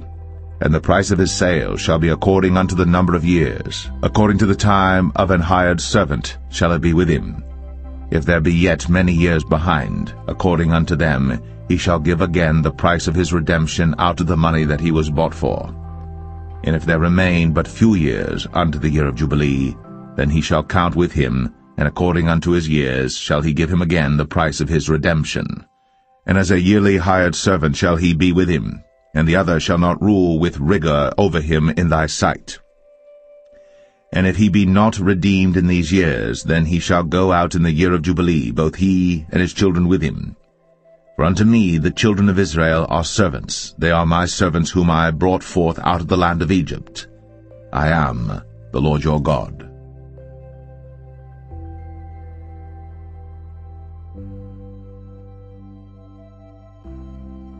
Leviticus 26.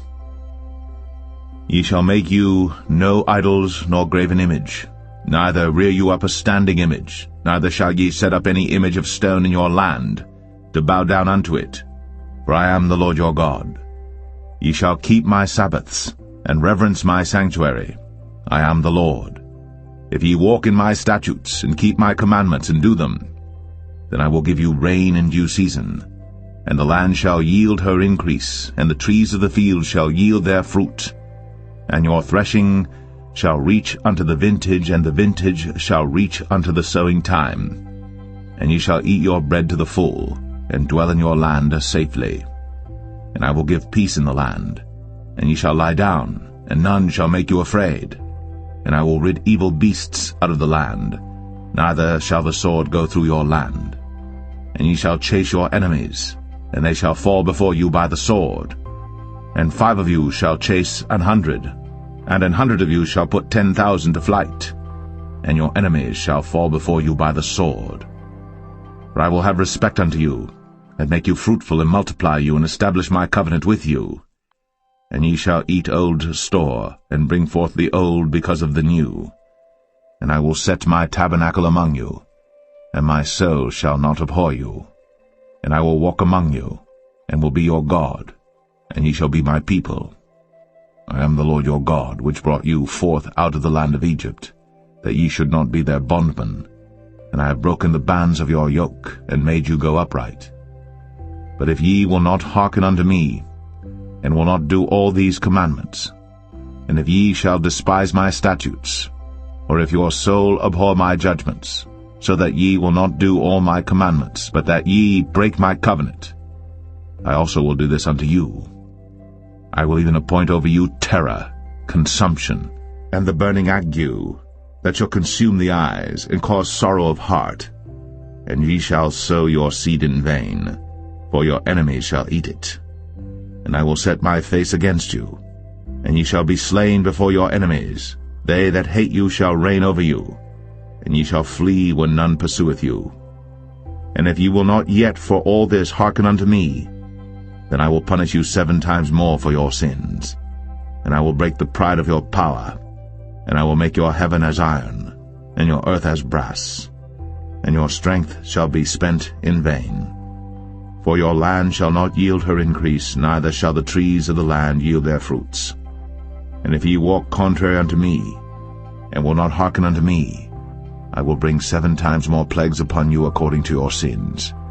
I will also send wild beasts among you, which shall rob you of your children, and destroy your cattle, and make you few in number, and your highways shall be desolate. And if ye will not be reformed by me by these things, but will walk contrary unto me, then will I also walk contrary unto you, and will punish you yet 7 times for your sins. And I will bring a sword upon you, that shall avenge the quarrel of my covenant.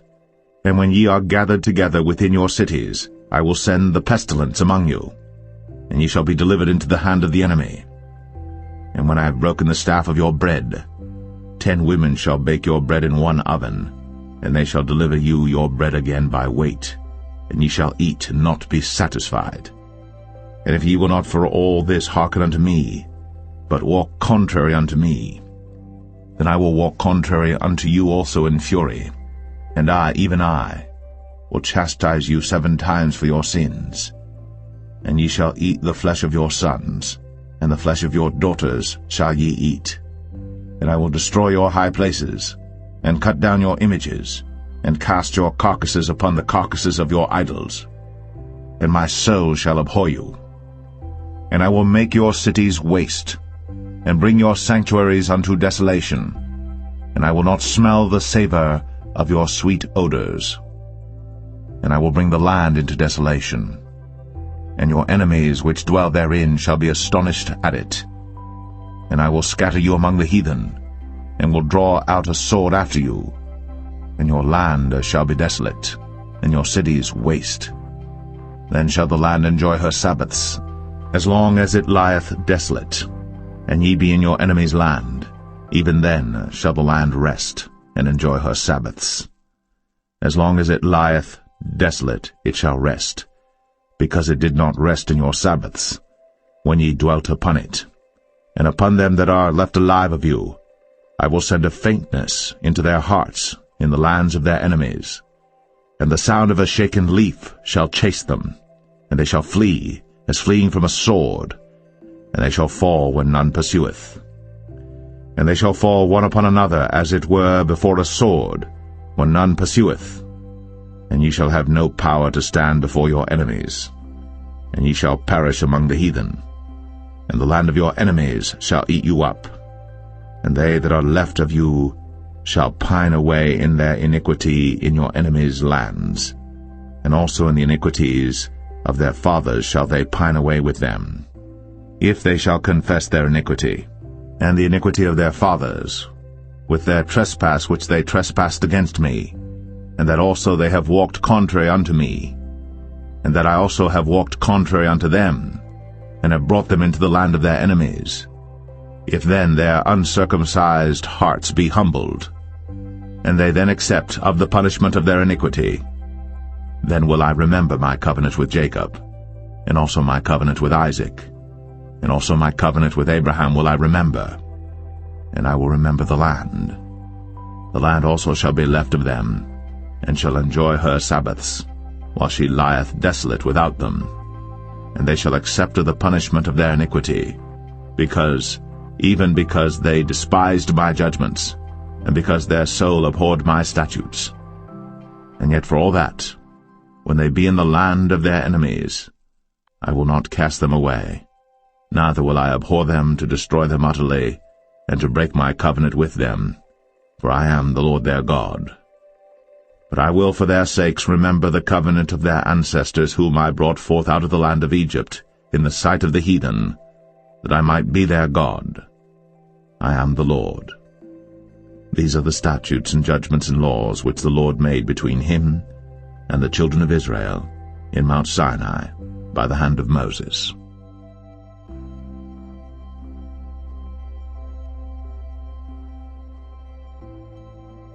Leviticus 27. And the Lord spake unto Moses, saying, Speak unto the children of Israel, and say unto them, When a man shall make a singular vow, the person shall be for the Lord by thy estimation. And thy estimation shall be of the male from 20 years old even unto 60 years old. Even thy estimation shall be 50 shekels of silver after the shekel of the sanctuary. And if it be a female, then thy estimation shall be 30 shekels.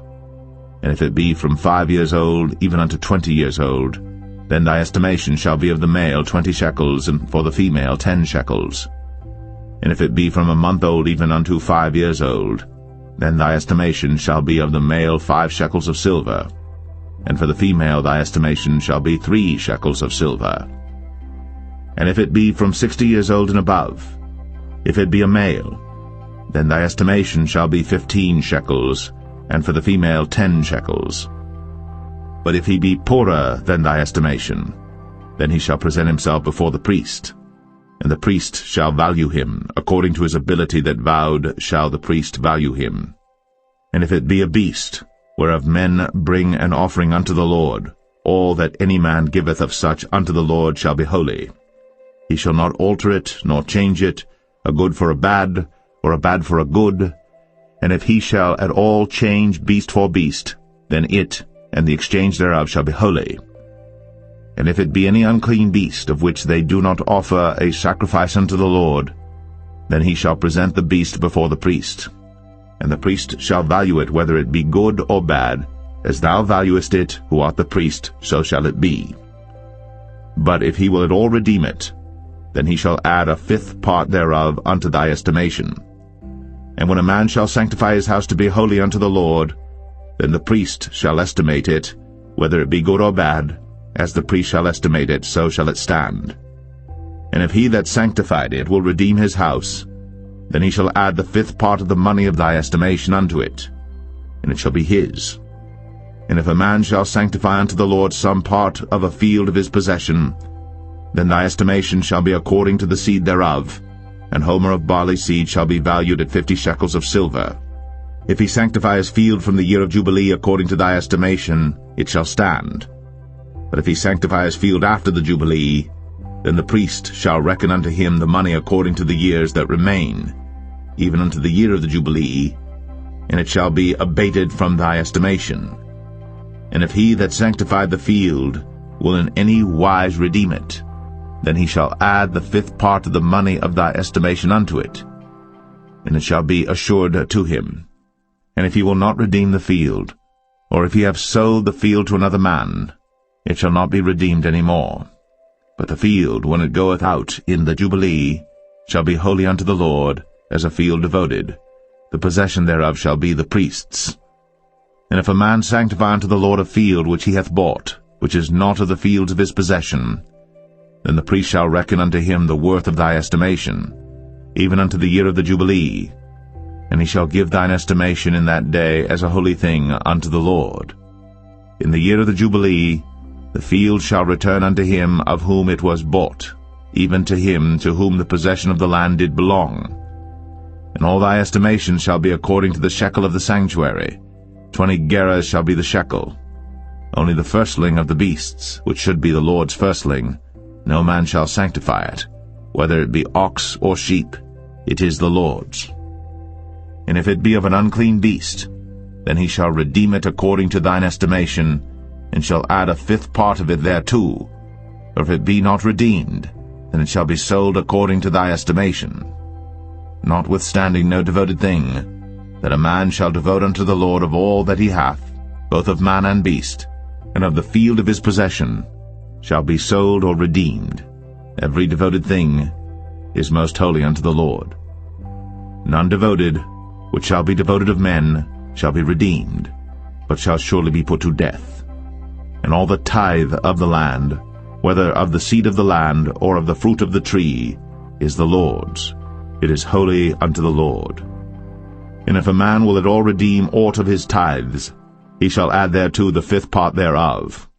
And concerning the tithe of the herd or of the flock, even of whatsoever passeth under the rod, the 10th shall be holy unto the Lord. He shall not search whether it be good or bad, neither shall he change it. And if he change it at all, then both it and the change thereof shall be holy. It shall not be redeemed. These are the commandments which the Lord commanded Moses for the children of Israel in Mount Sinai.